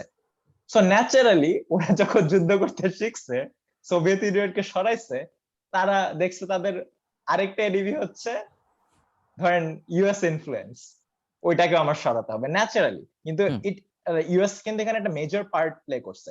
ইভেন কি আপনি নিউজ পেপার হেডলাইন পাবেন অফ আমেরিকান নিউজ পেপার যেটা লাদেনকে ন্যাশনাল হিরো হিসেবে ডিক্লেয়ার করছে। কেন? কারণ লাদেন মানে কি ওদের group war fighting against the Soviet Unions. Laden তো মনে হয় হোয়াইট হাউসেও গেছিল আমার যতদূর জানা আছে। হ্যাঁ, এখন আপনি যদি একটা গ্রুপকে শিখান যে যুদ্ধ করা এগেইনস্ট ফরেনার্স খুবই উত্তম একটা কাজ, তাদেরকে বাট আমি তো শিখাচ্ছিলাম আমার সাথে না, এটা না না বলতেছি দ্যাট ব্যাকফায়ার্ড। হ্যাঁ, সো মানে ইউএসএ এটা করছে, এখন ন্যাচারালি এখন তাদের বিরুদ্ধে তালেবান আর্মস নিছে। সো মানে কি হোয়াট ওয়ার দে এক্সপেক্টিং, এরকমই তো কিছু একটা হবে। সো আর কি এই জন্য 20 বছর আগ থেকে শুরু না, আমাদের অ্যাজ আর্লি অ্যাজ পসিবল শুরু করা উচিত। কারণ অ্যাজ ইউজুয়াল এরকম কমপ্লিকেটেড ইস্যুসে দুই পার্টিরই অনেক দোষ থাকে। যে পার্টিকে আপনি সাপোর্ট করবেন ওই পার্টির দোষ ভুলে গিয়ে অন্য পার্টিটা উচিত না আর কি। সো আর কি ইউএস এরও দোষ আছে, তালেবানেরও দোষ আছে। USA is no saint. তোমার আমি কোথায় জানি দেখতেছিলাম যে চায়নার বেজ আছে, চায়নার বাইরে লাইক আর্মি বেজ একটা মনে হয়, আর আমেরিকার 280টা না কয়টা জানি, এরকম একটা কম্পারিজন আমি দেখতেছিলাম কোথায়। বক্সের একটা ভিডিও আছে এটা নিয়ে, হ্যাঁ, মিলিটারি বেস আউটসাইড ইউএসএ। বেশ অদ্ভুত ব্যাপার যে এত মিলিটারি বেজ, এত যুদ্ধ।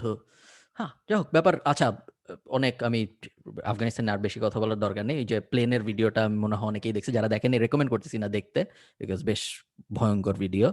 যে এয়ার স্ট্রিপ দিয়ে প্লেন যাচ্ছে, যেহেতু এখন কাবুল এয়ারপোর্টে শুধু একটা এয়ার স্ট্রিপ অ্যাক্টিভ আছে, বাকি সব কটা মোটামুটি শেষ। সো সম্ভবত আমেরিকান এম্বাসি বলছিল যে ওই এয়ার স্ট্রিপ পর্যন্ত যদি কেউ আসতে পারে তাহলে তাদেরকে নিয়ে যাবে, এরকম কিছু একটা। সো তারপর ওখানে একটা প্লেন রানওয়েতে হাঁটা শুরু করে, চারদিকে ভিড়, এবং তারপরে অনেকে প্লেনের যে দরজা জানলা, mission impossible but real. So ওই অবস্থা, এবং উপর থেকে মানুষ পড়ে যাচ্ছে প্লেন টেক অফ করার পরে, এবং প্লেন যখন ল্যান্ড করছে আমেরিকায় তখনও দেহাবশেষ পাওয়া গেছে আফগান ফুটবলারের প্লেনের চাকার সাথে। সো বেশ মর্মান্তিক ব্যাপার স্যাপার। যারা পডকাস্ট শুনতেছেন, স্পেশালি আমার বাচ্চা অডিয়েন্সরা, তাদের জন্য লাইট নিউজ। ওকে, এই সিয়াম, তুমি তো দেখি 100K 200K, আমি পুরো পডকাস্টে শুনতেছিলাম 200 250K, এর নিচে কথাই বল না সিয়াম। লাইক টাকার অ্যামাউন্ট 100 200K এর নিচেই নামে না। তুমি তোমার টাকা পয়সা দিয়ে করো কি? আমি আমার টাকা পয়সা দিয়ে কি করি? প্রথম কথা যে ন্যাচারাল এক্সপেন্সেস তো ভালোই খরচ হয় এখানে। আমার অ্যাপার্টমেন্টের রেন্টই হচ্ছে $1200 পার মান্থ আমার জন্য পার্সোনালি। তো ওইটা ওখানে কয়েক মানে কত 20,000-এর মতো চলে যায়। তারপর গ্রোসারি স্টোসারি সব রেন্ট করার পর আমার একটা অ্যামাউন্ট ইয়েতে যায়, রিটায়ারমেন্ট সেভিংস এর যেসব প্ল্যানস আছে 401k টাইপ জিনিসপত্র। হ্যাঁ, 401k আর রথ আইআরএ এরকম দুইটা আছে। একটা হচ্ছে ট্যাক্স কেটে রিটায়ারমেন্ট সেভিংস এ জমা করে, আরেকটা হচ্ছে না কেটে জমা করে রিটায়ারমেন্টের টাকা তুলতে গেলে ট্যাক্স কাটা হবে। তো ওখানে ধরেন 10-15% মতো চলে যায়। কেন? কারণ বড় কোম্পানিগুলো রিটায়ারমেন্ট সেভিংস ইয়ে করার জন্য, ইনসেন্টিভাইজ করার জন্য তারা করে কি, আপনি যদি 5-6% দিবেন ওইটা ম্যাচ করে। সো বেসিক্যালি আপনি যদি না ইনভেস্ট করেন আপনি ফ্রি টাকা মিস করতেছেন। কিন্তু ওখানে একটা অ্যামাউন্ট যায়। এই যে তুমি রথ আইআরএতে ইনভেস্ট করতেছো, এরকম একটা ল আছে না যে 59 বছর হওয়ার আগে উঠানো যাবে না, এরকম কোন একটা ব্যাপার কি আছে? বা 49? হ্যাঁ হ্যাঁ হ্যাঁ। তুমি কি তার মানে 49 বছর 59 বছর পর্যন্ত তোমার আমেরিকা থাকতে হবে নাকি না থাকলেও হবে? না না, থাকতে হবে না। যদি আপনি তুলতে চান তখন একটা মানে কি বিভিন্ন ক্লজেস আছে, কিন্তু আপনি যদি পরে তুলতে চান তখন 1 বছর ওয়েট করতে হবে বা এরকম। আর আরেকটা হচ্ছে ওই টাকাটা আমার মানে 1 বছর ওয়েট করে আপনি অন্য দেশে নিয়ে যেতে পারেন। ধরেন বাংলাদেশে আমার 60 বছর, ঠিক আছে, হয়েছে, আমি ইউএস এর অ্যাকাউন্ট থেকে টাকা তোলার জন্য আমার 1 বছর ওয়েট করতে হবে, তখন আমি ইউএসএ থেকে টাকাটা তুলে বাংলাদেশে আনতে পারবো, সেটা কোথাও যাচ্ছে না আর কি। তোমার কি আমেরিকান এবং সিটিজেন হওয়ার ইচ্ছা আছে? সরি, আমি মাঝখানে কেটে কেটে অনেক কথা জিজ্ঞেস করতেছি। বা আমার হবা? আমেরিকান পাসপোর্ট পাওয়ার ইচ্ছা আছে, কারণ হচ্ছে আমি ইউরোপ টিউরোপ অনেক দেশে ঘুরতে যেতে চাই, বাংলাদেশি পাসপোর্টে বিশাল প্যারা। তো আমার হ্যাঁ, একটা যে কোনো একটা পাসপোর্ট যেটা ইউরোপ এবং সাউথ আমেরিকা যাইতে প্যারা খাবে না, এরকম একটা পাসপোর্ট পাওয়ার ইচ্ছা আছে, কারণ যাতে আমেরিকান আমি ঘুরতে যেতে পাসপোর্টের পারি। সবচেয়ে বড় ডাউনফল হইলো যে গ্লোবাল ট্যাক্স, যে তুমি যদি আমেরিকা ছেড়ে চলেও আসো আর কোনোদিন যদি নাও যাও, তারপরও তুমি বাংলাদেশে যে তোমার ইনকাম হবে ওইটার ট্যাক্সও আমেরিকায় দিতে থাকতে হবে যদি পাসপোর্ট রাখতে চাও, এরকম আমি শুনছি। গ্রিন কার্ডের ঝামেলা, যাও সরি। হ্যাঁ, সো রতায়ারেতে অত যায়। দূর চিন্তা করতেছি না আর কি। তো রতায়ারে আর 401k তে 10-15% এর মতো যাচ্ছে হুম, রেন্ট, তারপর এক্সপেন্সেস এ ধরেন হুম, 20-30% চলে যাচ্ছে। হুম, আর বাকি সব টাকা আমি আমার সেভিংস অ্যাকাউন্টে আমি চেষ্টা করি এরকম একটা অ্যামাউন্ট অফ টাকা রাখা। ইচ্ছা আছে যে 6 মাস আমি দুনিয়ার যে কোনো কোথাও থাকতে পারবো এবং খেতে পারবো, হুম, ঠিক আছে। হুম। তো এরকম 6 মাস সেভিংস অ্যাকাউন্টে ওইদিকে কন্ট্রিবিউট করতেছি, ওটা হচ্ছে ইমিডিয়েট ক্যাশ। হেলথ কেয়ারের জন্য একটু টাকা যায়, 1-2% হেলথ কেয়ারের ইন্স্যুরেন্সের জন্য, বিভিন্ন ইন্স্যুরেন্সের চলে যায়। বাকি সব টাকা আমি ইনভেস্ট করি কোথায়? ইন্ডেক্স ফান্ডে, রবিনহুড দিয়ে। ইউএস এর যে এসএনপি এবং বিভিন্ন টেক ওরিয়েন্টেড ইন্ডেক্স ফান্ডস আছে, ওগুলাতে আমি বাকি সব টাকা ইনভেস্ট করি। আর ক্রিপ্টোতে হালকা পাতলা ইনভেস্টমেন্ট আছে, ওটা নিয়ে যদি কোথায় কথা কোথায়? বলতে চান। অবশ্যই কথা বলতে ক্রিপ্টোতে চাই। আমার আছে, আমি আমি ইয়েতে মিমের জন্য ডোজ কয়েন ইনভেস্ট করছিলাম যখন এটা 7 সেন্টে ছিল, ঠিক বেচে আছে। ফেলছো নাকি? না, এখনো ধরে ওকে, রাখছি, নাইস। একটু বেচে আমি আমার ইনিশিয়াল ক্যাপিটাল বেচে প্রফিট দিয়ে উঠায় ফেলছি। আর ওকে। বাকিটুক তো আমার টাকা না, বাকিটুক প্রফিটের টাকা, ঠিক আছে। ওটা যায় আসে না, আমি যদি হারাই তো ওটা রেখে দিছি। তারপর বিটকয়েন, এথেরিয়ামে ইনভেস্টমেন্ট আছে। আর হচ্ছে আহ এই দুইটাই তো, আরেকটা ছিল কার কার্ডানো। কার কার্ডানোতে আছে হালকা একটু একটু। কেন? যেগুলো, কারণ ইথেরিয়াম যখন উঠে কার্ডানো একসাথে উঠে। হ্যাঁ, দুইটাই সো ভেরি সিমিলার, কি বলে, অ্যাপ্লিকেশন দুই। ক্রিপ্টোতে হালকা ইন্ডেক্স ইনভেস্টমেন্ট, বাকি সব ইন্ডেক্স ফান্ডে। কারণ নাইস। আমার মানে কি ইন্ডেক্স ফান্ডে হারানোর মতো মনে হয় না আমার বুদ্ধি আছে আর কি। ইন্ডেক্স ফান্ড হারবে না। আচ্ছা ভাই, বাংলাদেশে ভাই এই ফান্ড গুলা কেন জানি হ্যাঁ, হয় না আমি আর কেন জানি এনায়েত একটু আমরা লেফট চিন্তা আউট ফিল করতেছি। করতেছি। আমি আমি হ্যাঁ আমি যেটা ডিসক্লেমার দিয়ে রাখি, এটা কিন্তু ক্রিপ্টোতে ইনভেস্ট করার কোনো অ্যাডভাইস না। হ্যাঁ হ্যাঁ, এটা একেবারেই না। ক্রিপ্টো বাংলাদেশে লিগাল নাকি ইলিগাল এটা কেউ জানে বলে মনে হয় হ্যাঁ না, এটা বেশ কনফিউজিং। বাট আপাতত হ্যাঁ আপনি ধরে নেন ইলিগাল, সো ইনভেস্ট না করাটাই সেফ হ্যাঁ হবে। এসএমপি তে ইনভেস্ট করা যায় নাকি, এনায়েতের প্রশ্নের উত্তরটা হইলো এটাও একটা কন্ট্রোভার্সিয়াল। অনেকে বলে যায়, অনেকে বলে যায় না। কারণ তোমার টেকনিক্যালি তুমি বছরে $12,000 বাংলাদেশ থেকে বের করতে পারো লিগালি পাসপোর্ট এন্ডোর্স করে। 12,000 বা 15,000, লিমিটটা ইম্পর্টেন্ট না। সো 12,000 বা 15,000, বা অনেক আবার আরো এটার মধ্যে ডিভিশন থাকতে পারে, 7,000, সার্কের বাইরে 5,000, এরকম কি জানি ব্যাপার আছে। সো টেকনিক্যালি $12,000 জিনিসপত্র তুমি বাইরে থেকে কিনতে পারো, কারণ $12,000 তোমার অ্যালাউড দেশের বাইরে নিয়ে যাওয়ার। এখন যদি তুমি, রবিনহুড বাংলাদেশে কাজ করে না, সো রবিনহুড কাজ করবে না, বাট অনেকগুলো আছে যারা করে।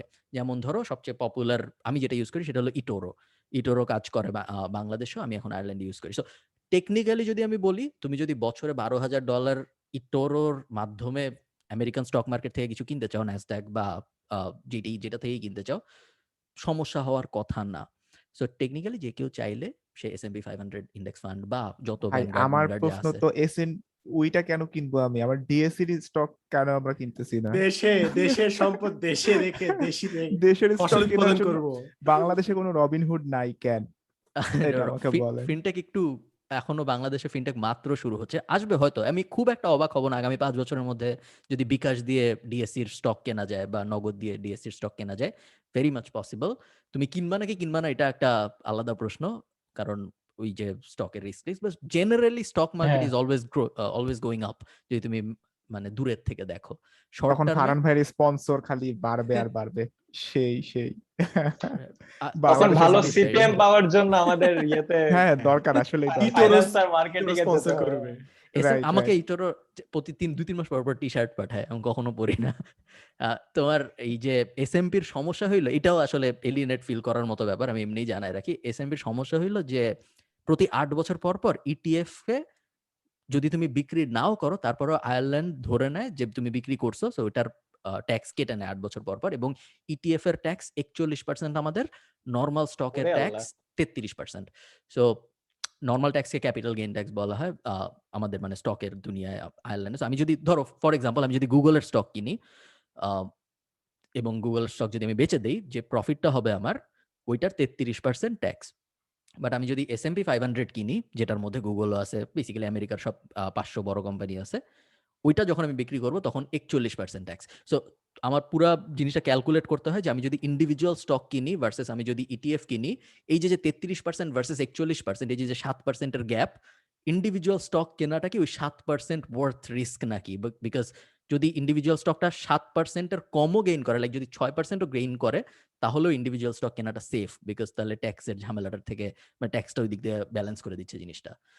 সো এগুলো খুব খুব আমি বেশি যখন মানুষের হেল্প ইয়েতে হয় না। ছিলাম, আমি লঙ্কা বাংলায় 1 মাসের মতো ইন্টার্নশিপ করছিলাম, তখন হুম। আমার পাশে একটা ভাই, ঠিক আছে, হুম। উনি যথেষ্ট ইন্টেলিজেন্ট, বুয়েট থেকে ব্যাচেলার্স, IBA থেকে MBA, জানেন তো দ্য ক্লাসিক ট্র্যাক, হ্যাঁ, বুয়েট থেকে ব্যাচেলার্স, IBA থেকে MBA, ওইটার করার ফাইন্যান্সে CFA করতেছিল।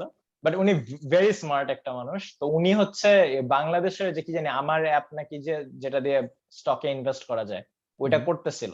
হুম। এবং লাস্ট 6 মাসে উনার রিটার্ন ছিল 10%। মানে 6 মাসে 10% রিটার্ন ছিল ইনভেস্টিং ইন, মানে দেখ, very classic Bangladeshi stocks like গ্রামীণ ফোন, তারপর ওই যে স্টিলের কোম্পানি একটা আছে, BSRL।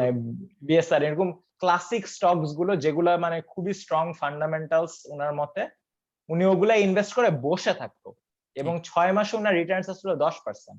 দ্য বিজনেস স্ট্যান্ডার্ডের একটা আর্টিকেল পড়ছিলাম, যেটা লাস্ট 30 বছর ধরে বাংলাদেশের সব বড় কোম্পানিগুলোর রিটার্ন ট্র্যাক করছে। মারাত্মক রিটার্ন, প্রত্যেকটা রিটার্ন হচ্ছে 200, মানে কি 150%, 100%, 300% ওভার, লাইক এই যে 20-30%, মানে 27% মনে অ্যাভারেজ ছিল per year over the span of 30 বছর। সো মানে কি দ্য আইডিয়া আমার কাছে, অফকোর্স এখানে একটা সিলেক্টিভ বায়াস থাকে, তাই না, যে যেসব কোম্পানিগুলো টিকে আছে ওগুলা রিটার্ন আমরা দেখতেছি, বাকিগুলো তো দেখতেছি না, এবং অত আগে মানে আইডেন্টিফাই করা কঠিন। কিন্তু আমার কাছে Survivor's bias কাজ পার্সোনালি, করতেছে। হ্যাঁ, পার্সোনালি মানে কি মনে হয় যে, মানে যেটা আমি নিজ চোখে দেখছি, যে বাংলাদেশের ফান্ডামেন্টাল কোম্পানিগুলোতেও ইনভেস্ট করে হয়তোবা ভালো রিটার্ন আনা সম্ভব, বাট যেহেতু আমি নিজে করি নাই, নিজের এক্সপেরিয়েন্স থেকে টানতে পারতেছি না, তো আমি অ্যাডভাইসও দিতে পারতেছি না। কিন্তু আমার কাছে মনে হয় সম্ভব, কারণ আমি নিজ চোখে দেখছি। স্টক মার্কেট যদি তুমি না বেচো এবং লং টার্ম রেখে দিতে চাও, then it's always safer. S&P for example বলে যে 7 বছর না 8 বছর পর পর জানি টাকা ডাবল হয়ে যায়। সো আমার মনে হচ্ছে আমি মাশরাফি, বাট এটা জেনারেলি হয়, এটা সবাই বলে 7 থেকে 8 বছর পর পর S&P তে যদি $1,000 থেকে $2,000 হয়ে যায়। সো বাংলাদেশের স্টক মার্কেট সিমিলার। আমি এই যে নগদ রোড শো করলো না কয়েকদিন আগে, তখন আমি দেখলাম যে ওই সময় বা তার আগেও CNN এরও কয়েকটা নিউজ দেখলাম যে বাংলাদেশের কোম্পানিগুলা নিয়ে কয়েকটা ETF হবে টপ 50 না টপ 100 নিয়ে, এবং ওগুলা তুমি আর কিছুদিন পর রবিনহুড থেকে ইনভেস্ট করতে পারবা। আমেরিকায় বসেও তুমি বাংলাদেশি কোম্পানিতে ইনভেস্ট করতে পারবা, এরকম দিন সম্ভবত খুব তাড়াতাড়ি আসতেছে। একটা বর্তমানে ETF আছে, কিন্তু নাম হচ্ছে আচ্ছা। কাবস। ওখানে বাংলাদেশে কয়েকটা নাইস। কোম্পানির আছে, মানে ব্র্যাক এরকম 1-2টা কোম্পানি আছে, কিন্তু এটা সাউথ এশিয়ান, মানে একটু ফোকাস, মানে পার্টিকুলারলি বাংলাদেশের জন্য। সো বাংলাদেশের মেবি বাংলাদেশের ব্যাপারটা একটু ট্রিকি, তার কারণ আমাদের যে নর্মাল ইনভেস্টমেন্ট রাউট, ধরো সঞ্চয়পত্র বলো বা ব্যাংকের ইন্টারেস্ট বলো, দুইটার কোনোটাই খারাপ না। তুমি যদি রিস্ক ভার্সেস রেওয়ার্ড ক্যালকুলেট করার চেষ্টা করো, জিরো রিস্ক বলতে গেলে কোনো রিস্কই নাই, বাট রেওয়ার্ড নাইস 5-6-7%-এর মতো। তুমি তোমার আমেরিকান মার্কেটে ধরো যেটা 0% হয়তো, আমি হ্যাঁ, জানি না এখন 0%। সো ভাই এখন কিন্তু সঞ্চয়পত্রে এত দেয়, ইন্টারেস্ট রেটটা বেশ ভালো, মানে সবাই হ্যাঁ, ওই যে so গতদিন কিন্তু রাফেদ ভাই এসব কিন্তু হ্যাঁ, বলছে হ্যাঁ, উনি হ্যাঁ, ওনার হ্যাঁ। একটা ইনকাম উনি জমায় রাখে সঞ্চয়পত্রের জন্য এটা রাইখা মনে হয়। দেয়। হ্যাঁ, সো তুমি Exactly. যেটা জিরো রিস্ক এবং 6% দিচ্ছে ভার্সেস স্টক মার্কেট, যেটা তুমি জানো না কি হবে না হবে, তোমার হঠাৎ টাকা লাগে টাকা যেতে পারে, জিরো হয়ে যেতে পারে, anything is possible stock market, but ওটা হয়তো 10% বা 20%। ওখানে একটা আলোচনা চলে আসে যে আসলে তাহলে কোন দিকে যাওয়া উচিত, যেটার অ্যান্সার আসলে কেউ জানে না। তো এটা পুরোটাই একটা পার্সোনাল ডিসিশন। যদি কেউ হার্ষাদ মেহতার মতন হয় তাহলে অবশ্যই স্টক মার্কেটে ইনভেস্ট করা উচিত, চিন্তা ভাবনা করা আচ্ছা, উচিত। একটা সঞ্চয়পত্র ছিল না বাংলাদেশে 12% রিটার্ন দিত, ওটা কি উঠাই দিচ্ছে? সম্ভবত ওটা কমায় ফেলছে। So, এখন সরকারের হ্যাঁ, অত ওটা টাকা, কমায় দিচ্ছে অত মনে হয়, অত না? টাকা দরকার নেই এখন আর সরকারের। সরকার সব বানায় ফেলছে। সো এই জন্য এখন ওটার ইন্টারেস্ট রেট আস্তে আস্তে কমায় নিয়ে আসতেছে। আমি সবসময় দেখি আমাদের প্রাইম মিনিস্টার বলেন যে ইন্টারেস্ট রেট 10-এর নিচে রাখতে হবে, 9-এর নিচে রাখতে হবে, এবং নাম্বার আস্তে আস্তে কমতেছে, which is a good sign. Hmm. আমার মনে হয় ইন্টারেস্ট রেট আস্তে আস্তে যত কমে তত ভালো। যাক, তত স্টক হচ্ছে বাড়বে ওইদিকে, স্টকের উপরে ইন্টারেস্ট হ্যাঁ বাড়বে, হ্যাঁ মানে ইন্টারেস্ট বলতে মানুষের ইন্টারেস্ট বাড়বে, নট মানুষের ইন্টারেস্ট। মানুষের ইন্টারেস্ট বাড়বে স্টকের প্রতি, হ্যাঁ প্রাইভেট ওই যে সার খাওয়ার প্রতি, ইনভেস্টর হওয়ার প্রতি ইন্টারেস্ট বাড়বে হ্যাঁ মানুষের আস্তে আস্তে। ভালো ব্যাপারটা। রাইট। যাক, সরি আমি অনেক এই গত 15 মিনিটের ডিসকাশন বেশিরভাগ ফার্মটা মানুষের আরেকটা খুব জিনিস একটা যে কাজে আসবে না। অনলাইনে ডেলিভারির কথা বলতেছিলেন, ওই যে কি না একটা স্ট্যাট বলছিলেন যে ও হ্যাঁ হ্যাঁ অনলাইনে হ্যাঁ হ্যাঁ মানুষের, হ্যাঁ। সো ওটা ইন্টারেস্টিং ছিল। মর্নিং কনসাল্টে দেখলাম যে 25% মিলেনিয়ালস এখন ওদের মোটামুটি সব, এটা আমেরিকার স্ট্যাট। সিয়াম তুমি কি গ্রসারি অনলাইনে কিনো? আমি না, আমি ওকে, ইয়েতে গিয়ে কিনি, মার্কেটে গিয়ে কিনি। তো যেটা 14% ছিল প্যান্ডেমিকের আগে, ওটা এখন 25% হয়ে গেছে। 25% মিলেনিয়াল এখন অনলাইনে গ্রসারি কিনে। গ্রসারিকে ধরা হয় হইলো লাইক আলটিমেট জিনিস যেটা মানুষ অনলাইনে কিনবেই না আনলেস তুমি একদম লাইক বাড়ি গাড়ির লেভেলে চলে যাও। গাড়ি তো এখন অনেকে টেসলা যারা কিনে তারা অনেকে অনলাইনে কিনে। বাট ওই তো গ্রসারিকে ধরা হইতো যে কমন একটা জিনিস যেটা সবারই লাগে, বাট যেটা কেউ অনলাইনে কিনবে না, সবাই যায় দেখে দেখে কিনবে। আর এখন দেখা যাচ্ছে 1/4 অফ দ্য পপুলেশন আমেরিকান মার্কেটে অনলাইনে গ্রসারি কিনতেছে। বাংলাদেশেও আমরা কখনো ভাবি নাই কেউ অনলাইনে গ্রসারি কিনবে। লাইক 10 বছর, ইভেন 5-6 বছর আগের, জাস্ট বিকাশ টিকাশ ইনভেন্ট হওয়ার আগে 12-13তে যদি তুমি চলে যাও, যখন আমি নর্থ সাউথ শুরু করতেছি, আমি যদি কাউকে যা বলতাম যে মানুষ অনলাইনে গ্রসারি কিনবে, মানুষ নিশ্চিতভাবে আমাকে পাগল ভাবতো। কত তাড়াতাড়ি 7 বছরের মধ্যে সবকিছু চেঞ্জ হয়ে গেছে যে এখন মানুষ অতটা অবাক হয় না। স্পেশালি এই যে ঢাকাটার মানুষজন, আমি শিওর তোমরা দুজনই কখনো না কখনো অনলাইনে গ্রসারি কিনছো। এনায়েতকে তো সম্ভবত ফ্রি দেয়। ওদের বাসায় আমি জানি সবাই ফ্রি জিনিসপত্র পাঠায়। তো খুব ইন্টারেস্টিং ব্যাপারটা যে কত তাড়াতাড়ি চেঞ্জ হয়ে যায় সবকিছু। এখন জাস্ট মানুষের ভালো রেপুটেশনটা থাকলেই হইলো ভাই, ডেলিভারি ঠিক মতো। কারণ আমার না মানে I am getting embarrassed in my family, মানে যেসব ডেলিভারি হচ্ছে। তোমরা লাইক কথা বলতে থাকো, আমি আজকে, বাসায় কে জানি আসছি, আমি দরজাটা খুলে আসি। হ্যাঁ তোমরা কথা বলতে শিওর থাকো। ভাই।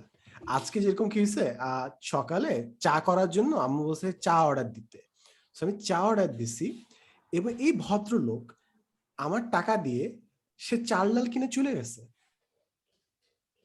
আর আমি যখন কল দিচ্ছি, আমি বলছি, ভাই এই দায়িত্ব কোম্পানি নেবে না। আমি বলছি, ব্রো আমি রিপোর্ট করলাম, নো নাথিং, কিছু হইলো না, জাস্ট আমি টাকাটা ডিজিটাল পে করলাম এবং নিয়ে জাস্ট চলে গেল। এইটাই, how do you deal with this? পরে আবার আমাকে হ্যাঁ, অর্ডার দেওয়া, তারপর আবার আসতো, এরকম আরো মাল্টিপল টাইমস হইলো। লাইক আমার এখানে আরেকটা লাইট আছে, আমি 2,500 দিয়ে অর্ডার দিচ্ছি, আমার ওরে সেই লাইট দেখি পিচ এতটুকু পাঠাইছে, কারণ ইটস নট সাইজ, পিকচারে তো এভাবে সাইজটা দেখা যায় না। আরেকটা আয়না অর্ডার দিচ্ছি, এখানে বড় করে বসাইছিলাম, আমি এখানে টেবিলে বসে আছি, হঠাৎ একদিন পিসা করে ভেঙে গেল 5,000 টাকা। সো আমার সোফার অনলাইন এক্সপিরিয়েন্স, আমি জানি না আমার কেন জানি খুব বাজে হচ্ছে। যেরকম আমি একটা ফ্যান অর্ডার দিছি, ফ্যান আসে ঠিকই, বাট প্লাগটা নাই, কারণ ওইটা গাড়ির জন্য বানানো, ওইটা আমি খেয়াল করি নাই। সো মনে হয় আমি নিজে চেক করতেছি না, আর কিছু ইনফরমেশন দেয় নাই। সো আমার ওভারঅল ডেলিভারিতে আমার প্রচুর ঝামেলা হচ্ছে। এন্ড আই বিলিভ এই ডেলিভারি এক্সপিরিয়েন্স যদি খারাপ হয় মানুষের, অনেকজন ফেরত চলে আসবে। যেরকম আমি ফার্স্টে I was really trying to convince my parents যে ইউ শুড অর্ডার অনলাইনে। এন্ড অনলাইনে শুটকি অর্ডার দিছি, শুটকি আর আসে না। 3 সপ্তাহ শেষে শুটকি খাওয়ার ইচ্ছাই চলে গেছে বাসার সময়, তারপর শুটকি আসছে। সো আমার মনে হয় ডেলিভারিটা বেটার হইলে আরো বেশি মানুষ এই এখানে এনরোল করতো। এই বাংলাদেশ ই কমার্স ইন্ডাস্ট্রির সবচেয়ে বড় দুইটা প্রবলেমের একটা হইলো এই পেমেন্ট গেটওয়ে সলিউশনস, আর আরেকটা হইলো ডেলিভারি ডেলিভারি প্রবাবলি সবচেয়ে বড়। বিকজ ডেলিভারি যখন বেশিরভাগ কোম্পানি, স্পেশালি যদি স্মল কোম্পানি হয়, তারা থার্ড পার্টি ইউজ করে ডেলিভারির জন্য। নিজেদের তো ডেলিভারি চেইন থাকে না, এবং এই থার্ড পার্টি অত কেয়ারফুল হয় না নিজেদের ডেলিভারি ম্যানরা যত কেয়ারফুল হয়। এই কারণে তুমি দেখবা বড় কোম্পানি যারা, ধরো ফর এক্সাম্পল রকমারি বা চাল ডাল, এই কোম্পানিগুলো যখন তারাই খুব ভালো পারফর্ম করতেছে, বা ডমিনোজ, তারাই খুব ভালো পারফর্ম করতেছে যাদের নিজেদের ডেলিভারি চেইন আছে, বা মল বিডি মেয়েদের জন্য। সো এই যাদের নিজেদের ডেলিভারি চেইন আছে তারা খুব ভালো পারফর্ম করতেছে, যাদের নিজেদের ডেলিভারি চেইন নাই তারা, কারণ ওই ডেলিভারি ম্যানের এক্সপিরিয়েন্সটা, যদিও ডেলিভারি একটা থার্ড কোম্পানি থেকে আসতেছে, বাট এটা তো আর কনজিউমার জানে না।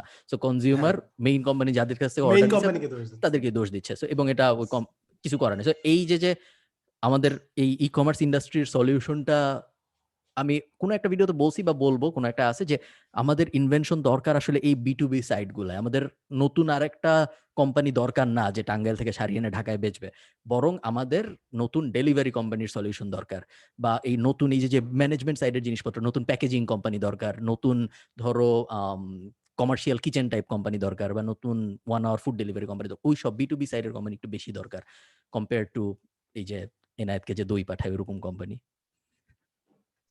এই সিয়াম, তোমাকে কি কেউ কিছু পাঠাইছে কখনো?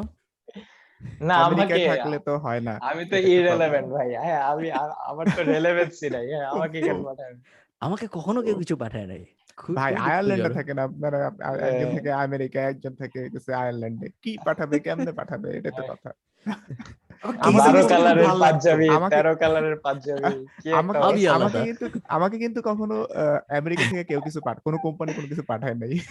এই পিও বক্স ভাই, পিও বক্সটা কিভাবে করতে হবে এটা দেখতে হবে। আমার কেসি নেস্টের ভিডিও যখন দেখতাম খুব ভালো লাগতো, পিও বক্স দিয়ে রাখতো, সবাই পাঠাইতো। So, এই জিনিসটা আসলে করা লাগবে, তাহলে মানুষ আমাদের আরো ভালো মতো আমরা পাঠাতে যেহেতু পারবে। একটা ভিডিওতে এটা নিয়ে কথা বলছিলাম পিও বক্সে, এবং তারপরে কয়েকজন মেল করছে আমাকে যে পিও বক্সের আইডিয়াস তারা ইমপ্লিমেন্ট করার চেষ্টা করতেছে, এবং এর মধ্যে একজন আমার সব ডিটেল চাইছে যে সে পিও বক্স শুরু করতেছে, সে আমাকে তাদের কোম্পানির একটা ফ্রি পিও বক্স দিতে চায়।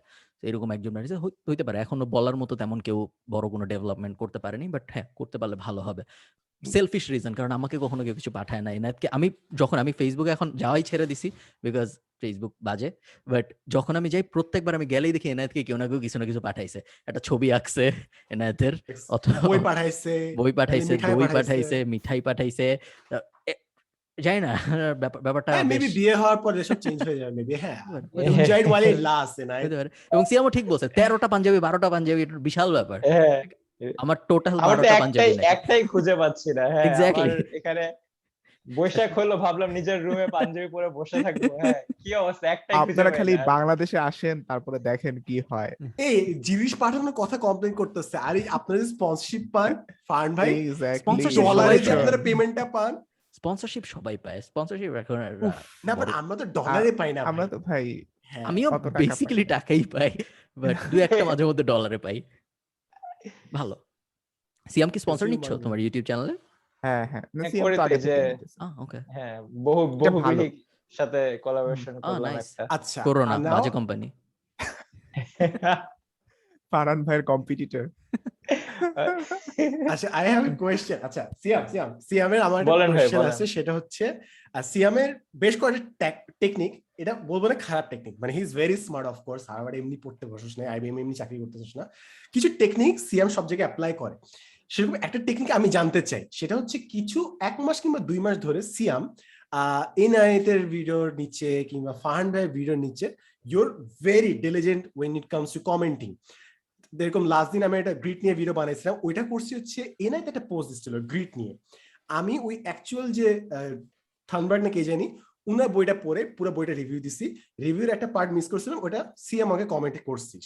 সো তুই বিভিন্ন জায়গায় কমেন্ট করে বেড়াচ্ছিস, which we have seen. So what's the strategy? What's the outcome you're getting out of it? আমার পার্সোনাল ইয়ে ছিল যে আমি ইউটিউবার হিসেবে I felt very alone as a educational content creator from Bangladesh. মানে আমি জাস্ট একটা কমিউনিটি চাইছিলাম, ঠিক আছে, যে ফেলো ক্রিয়েটর যাদের সাথে আমি আড্ডা দিতে পারবো, গল্প করতে পারবো, স্ট্রাগলের কথা শেয়ার করতে পারবো ন্যাচারালি, মানে জাস্ট এটাই চাইছিলাম। আমি অন্য চ্যানেলেও কমেন্ট করি, আমি হয়তোবা ওই চ্যানেলের যেহেতু ইন্টারন্যাশনাল অডিয়েন্স, ওগুলাতে আমার কমেন্ট খুঁজে পাওয়া যাবে না, বাট ভেরিটাসিয়াম, মার্ক রোবার, তারপর হচ্ছে গথম চেস, এরকম ওগুলোতে আমি কমেন্ট করি, ঠিক আছে।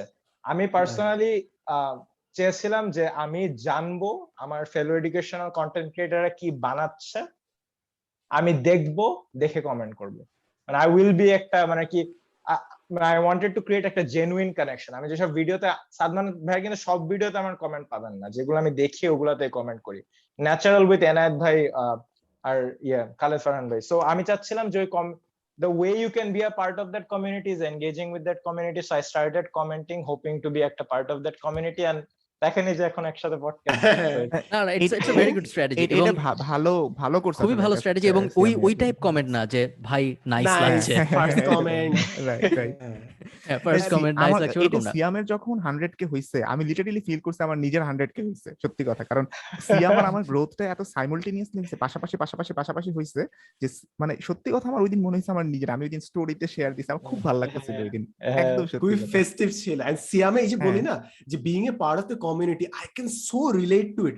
এখানে লিটারালি গতকাল, তুই সারপ্রাইজিং যে এটা কোইন্সিডেন্টলি মিলে গেছে, গতকালই একজন আমার 3 বছর আগের একটা ভিডিওতে কমেন্ট করছিল, আমার ভিডিওটা ছিল হচ্ছে টিচার যখন ইউটিউবার।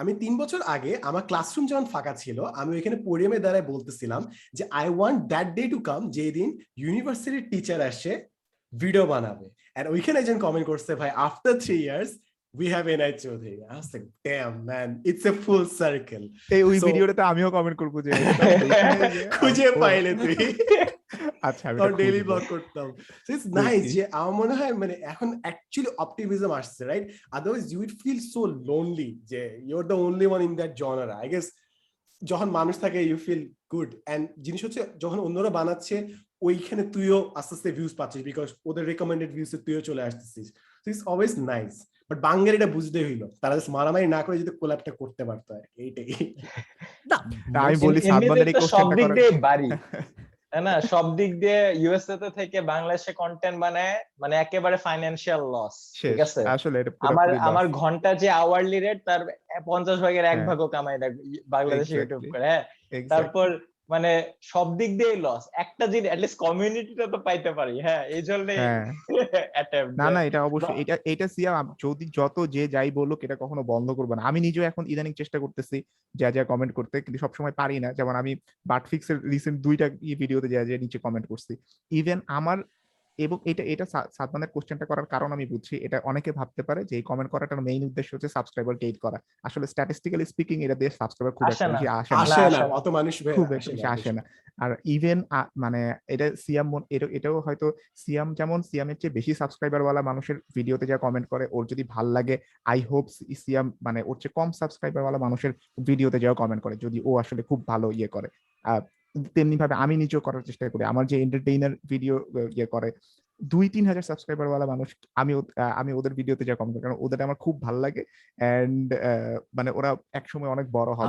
আমি এটা কখনো আমি করি না, জানি কম সেটা। সাবস্ক্রাইবার ওয়ালা চ্যানেলে আমি কখনো কমেন্ট করি না, আমি কাউকে রেকমেন্ডও করি না করতে, এটা খুবই বাজে প্র্যাকটিস। বাট এটার মধ্যে বুঝছেন ভাই একটা প্রাইড আছে, যে একটা ওনারশিপ আছে যে আমি জানতাম তুই বড় হবি আর তুই অ্যাকচুয়ালি বড় হয়েছিস। যেরকম আগে আমি যেরকম অন্তিকেরটা আমার মনে আছে, অন্তিক যখন স্টার্ট করছে অন্তিক তখন করে কমেন্ট এটা করে অনেক। রাখছিলাম, হ্যাঁ। তো তখন বড় হয়েছে আসলে ইয়েস আমি ফার্স্ট রেকগনাইজ করছি তুই বড় হবি, একটা ওনারশিপ চলে আসে আর কি ওইখানে। So it's fun. অন্তিক অনেক ছোট ছোট ক্রিয়েটরের ইয়েতে যা হচ্ছে যে কমেন্ট করে মানে কম সাবস্ক্রাইবার ওয়ালা মানুষ, কিন্তু এইটার এক্সপেকটেশনে না যে ওরা খুব বেশি গ্রো করে নাই, কিন্তু অন্তিকের কমেন্ট আমি ওখানে যা পাইছি, রাফেদ ভাইয়েরও পাইছি ওইসব হ্যাঁ। জায়গাতে যায়। ওইটাই কোলাবোরেশন বা নেটওয়ার্কিং শুধু ইউটিউবের দুনিয়ায় না, যে কোনো জায়গায় রাফেদ ভাই লাস্ট এপিসোডে বলতেছিল নেটওয়ার্কিং কোলাবোরেশন কোনো না কোনোভাবে কোনো পর্যায়ে যায় অনেক হেল্প করে।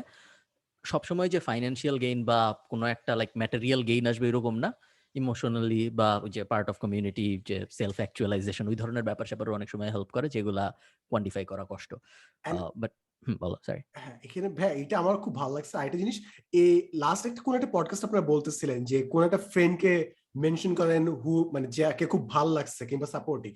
আমার না এই জিনিস খুবই দরকার, বিকজ আমরা না অনেক সময় ক্লাসরুমে ফ্রেন্ডদেরকে অনেক সময় কম্পিটিটর ভাবি এন্ড অনেক আই গেস অফিসে জিনিসটা চলে আসে, ন্যাচারালি চলে আসে কম্পিটিশন।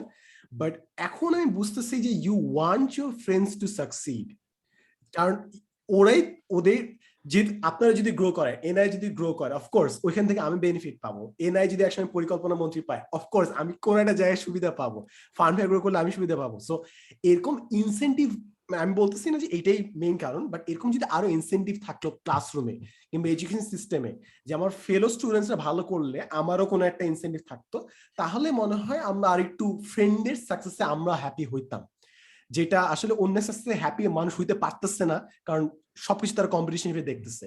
সো আমার মনে হয় ইউটিউবে যে এই জিনিসটা ডিফারেন্ট। আমি যে চিন্তা করি এটা কিভাবে রিয়েল লাইফে আরো বেশি আনা যায়, যে অন্যের সাকসেসে হ্যাপি হওয়ার ইনসেন্টিভ আমার কি। প্রথমে এক্সাম উঠাইতে হবে, সত্যি কথা হ্যাঁ। বলতে এটা উঠাইলে পুরো সব ঠিক হয়ে যাবে। এই আমি কোথায় যেন একটা স্টাডি দেখতেছিলাম এই অলিম্পিকের সময়, যে অলিম্পিকের যে 3টা মেডেল সিলভার ব্রোঞ্জ গোল্ড, 3টা যে হ্যাঁ। ফার্স্ট সেকেন্ড থার্ড, তো হ্যাঁ। এই সেকেন্ড জন কেন থার্ড জন কম কেন খুশি second- হয়। হ্যাঁ থার্ড জন কেন আরেকজন সেকেন্ড জনের সবথেকে থেকে বেশি খুশি আছে। হ্যাঁ, এক্স্যাক্টলি। খুশি সো হয়। এই স্ট্যাটটা আমি Right, দেখছিলাম, খুব ইন্টারেস্টিং ব্যাপার যে থার্ড জন সবসময় ভাবে যে অ্যাটলিস্ট থার্ড হইছি, আর সেকেন্ড জন কখনো খুশি হইতে পারে না কারণ সে হ্যাঁ, সবসময় দুই ভাবে জায়গাতেই জিততে পারি টানাটানি। র্যান্ডম বাহ। কি বলে ইনফো, যে কোনো Info, ইউজ আসবে না। যেরকম হ্যাঁ। আরেকটা র্যান্ডম ইনফো হইলো ওয়েডিং রিপোর্টস এক্সপেক্টস 2022-এ মোস্ট বিয়ে হবে 1980 সালের পরে। প্রাইমারিলি 2022 আমি করতেছি না, কোভিড এর সাধনা কারণে। করতেছে না মেবি। না করতেছি না। এর মানে হচ্ছে 1980 সালের পর এত বিয়ে কখনো হয় না একটা বছরে। এক্স্যাক্টলি। সো 1980 সালে অ্যাকচুয়ালি 1980 সালের পরের থেকে বিয়ে অ্যাকচুয়ালি ডিক্লাইন করছে প্রতি বছর মানুষের বিয়ে করার সংখ্যা, এবং অনেক দিন পর যে 2022 সালে বিয়ে করার সংখ্যা 1980 সালের থেকেও বাড়বে। So, এটা খুব ইন্টারেস্টিং স্ট্যাট। ইন্টারেস্টিং তো, কারণ আমি ভাবছিলাম যে জনসংখ্যা বাড়ার সাথে সাথে বিয়ের সংখ্যা আস্তে বাড়বে, ইট উইল জাস্ট রাইজ। কিন্তু মানুষ এখন আর বিয়ে করে না সাদমান। সিয়াম কবে বিয়ে করবা? ইটস সো 90s বিয়ে করার ব্যাপার। এখন কেন এইসব, হ্যাঁ এখন এইসব চিন্তা কেন করবো? হ্যাঁ ওইটাই। এখানে তুমি কি জানো ফারহান ভাই যে বিয়ে হয়েছে, নাকি এটা তুমি জানো না? আমি জানি না তো। ও ফারহান ভাই আপনি সাকসেসফুল। পার্সোনাল লাইফ নিয়ে আমি কিছুই জানি না। হ্যাঁ, এই যে আমি কালকে পাহাড়ের ছবি দিছি, ওখানেও অনেকে কমেন্ট করছে যে আপনাকে একা দেখে কষ্ট লাগতেছে। ভাবি যে মানুষ কি বুঝে না, যে মানুষ কি ভাবে আসলে আমি সবসময় একা থাকি, তাহলে ছবিগুলো কিভাবে হয়? এই যে বিড়াল, আপনার বিড়াল তুলে দেয় ছবি। আনবিলিভেবল যে আমরা 1 মাস ধরে এই মিথটা জাগায় রাখছি যে ফারহান ভাই এখনো ব্যাচেলর। আমি অনেক ভাঙার চেষ্টা করছি কিন্তু এখনো কেউ জানে না এটা খুবই। আচ্ছা সিয়ামের লাঞ্চের সময় হয়ে যাইতেছে। সিয়াম এমনিতে আমাদের পডকাস্ট শুনে লাঞ্চ করে, সো আজকে ও যেহেতু পডকাস্টের মধ্যেই ছিল সেকারণে ও লাঞ্চ করতে পারে নাই। সিয়াম এটা কালকে আপলোড হবে, কালকে শুনতে শুনতে লাঞ্চ করব। এটা নিজের পডকাস্ট নিজেই শুনতেছে। সিয়াম তোমার 1 ঘন্টার বেশি হলে তো প্রবলেম হয়, লাঞ্চ ব্রেক ক্রস করে যায় তখন আর শুনতে পারি না। একসময় সিয়াম মোটা হয়ে যাবে, এই জন্য আমাদের পডকাস্টের লেন্থ ছোট রাখতে হবে। এই জন্য আমাদের সিয়াম তোমার অডিয়েন্সকে সাবস্ক্রাইব করতে বলো আর লাইক করতে বলো এই পডকাস্টে, প্লাস আমার চ্যানেল থেকে সকল ছাত্রছাত্রীরা যারা আছেন এখানে, ট্রাইনোমিয়াল পডকাস্ট অনেক ইন্টারেস্টিং, 1 ঘন্টা শুনতেও সমস্যা হয় না। ঠিক আছে, সাবস্ক্রাইব করুন। অনেক আমার কাছে মনে হয় এটা মানে কি একটা পয়েন্টে এখনই দেখবেন ভালো একটা পারফরম্যান্স আসতেছে যদি আমরা ওই যে আর ইন্ডেক্স ফলো করি। হ্যাঁ, তো ওই হিসাবে আমার কাছে মনে হয় এই পডকাস্টে অনেক পটেনশিয়াল। ন্যাচারালি কত বড় হতে পারবে, মানে টপ পডকাস্ট ইন বাংলাদেশ হতে পারবে নাকি জানি না, কারণ given the nature of the content, আর একটু মানুষের কান দিতে হবে আসলে, একটু ইমোশনাল স্টোরি।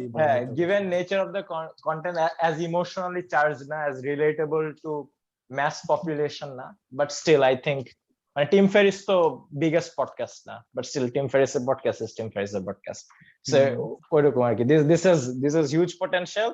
এখন সাবস্ক্রাইব করুন, তাহলে যখন 100কে ক্রস করবে বলতে পারবেন যে ছিলাম। আমাদের 100কে হইতে যে কতদিন লাগে আল্লাহই জানে, কারণ হচ্ছে আমাদের ভিউ হইতেছে, কিন্তু ভিউ কিন্তু খারাপ হয় না, মাশাআল্লাহ ভালোই হইতেছে, কিন্তু সাবস্ক্রাইবার বাড়ে না। সাবস্ক্রাইব করার ওই অনুযায়ী কি যে আমাদের টার্গেট ছিল কি জানি, ডিসেম্বরের মধ্যে 1 লাখে পৌঁছানো। ডিসেম্বর আসতে I don't think that's happening. হ্যাঁ, খুব লং শট হয়ে যাচ্ছে, বাট বলা যায় না। এই যে সিয়ামের মতো ফেমাস মানুষজনদের যদি আমরা আনি এবং তারপর তারা যদি এইভাবে ইনফ্লুয়েন্স করে। আপনারা আনতে পারেন না এখনো, তাহলে আমার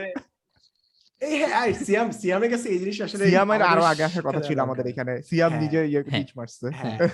সিয়ামের অ্যাকচুয়ালি ফার্স্ট আসার কথা ছিল। ভোর 6টায় টাইম দিছেন, আমি আসবো তো। আচ্ছা সিয়ামের কাছে আমার লেজিট কোয়েশ্চন, কারণ লাস্ট দিন আমরা একটা পোস্ট দিছিলাম যে কাদেরকে আমরা গেস্ট আনবো। সো কন্ট্যাক্ট করা, মানুষকে কন্ট্যাক্ট করা ইজ এ হিউজ থিং। মানে আমরা চাচ্ছি যে আমাদের চেয়ে অনেক উপরে যারা টাফ, মানে আমরা ডিরেক্ট কন্ট্যাক্টে নাই, তাদের সাথে আমরা যোগাযোগ করতে যাচ্ছি। So it's sort of a challenge for us. So Siam কিন্তু অনেকগুলো ইন্টারভিউ করছে, প্রচুর ইন্টারভিউ করছে, big shots. So how did you approach those people? নাকি তো কোনো টেমপ্লেট আছে যে সব জায়গাতে সেন্ড করিস, and we need to build a template? একটা ইমেল টেমপ্লেট না থাকাটা তো ইনএফিশিয়েন্ট। একটা এক্সেল ট্র্যাকার থাকা লাগবে, কয়জনকে রিচ আউট করলাম, স্ট্যাটাস কি, তারপর হচ্ছে একটা টেমপ্লেট থাকা লাগবে যেটার মধ্যে কয়েকটা অংশ পার্সোনালাইজ করা যায়। ঠিক আছে, নিজের পরিচয় ওটা তার পরিবর্তন হবে না, কিন্তু তার সাথে গেস্টের সাথে আপনার একটা কমনালিটি, ওইটা পরিবর্তন হবে। সেটা কমনালিটি হয়তো বা পরিবর্তন, সেরকম টেমপ্লেট করেন যে আমি অমুক, আমরা পডকাস্টে এটা করি, মানে আপনাকে জানতে চাই, কারণ আমরা জানতে চাচ্ছি তুমি কাউকে বলতে পারবে নাকি আমাদের হয়ে? হ্যাঁ, ছেলেটারা সিরিয়াসলি নিছে কোশ্চেনটা। হ্যাঁ, কিন্তু মানে কি বলতেছি যে যদি আসলেই জানতে চান, হ্যাঁ তখন তো এরকম অনেক বন্ধু বান্ধব থাকে, ওদের মাঝখান দিয়ে কন্ট্যাক্ট পাওয়াটা খুব ইজি। ওইদিকে যাচ্ছিলাম ইভেন্চুয়ালি, যে বন্ধু বান্ধবের ধাক্কা ইজ দ্য বেস্ট ধাক্কা to reach any high profile মানুষ। তো হ্যাঁ, এখন আপনারা নক দেন, দেখেন যে কাদেরকে আনতে চান, এর মধ্যে যদি কাউকে চিনি।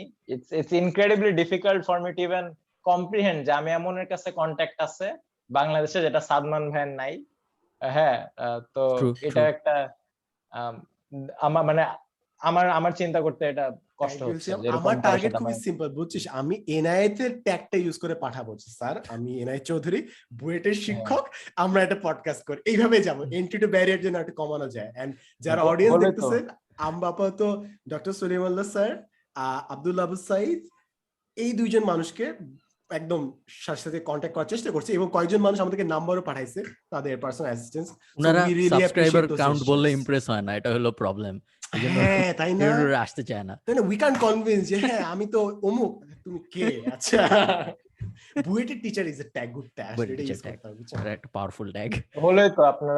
আপনারা যাদের কথা বললেন এনাদের মতো মানুষের কাছে যদি আমার নেটওয়ার্ক থাকতে হয়তো হইতোই, কিন্তু নাই তো। হ্যাঁ, ব্যাপার না। হ্যাঁ। থ্যাংক আমরা ইউ হার্ভার্ডের কোনো প্রফেসরকে ইয়ে করতে পারি, হার্ভার্ডের ওই যে এই যে আফগানিস্তানের আরে- প্রেসিডেন্ট।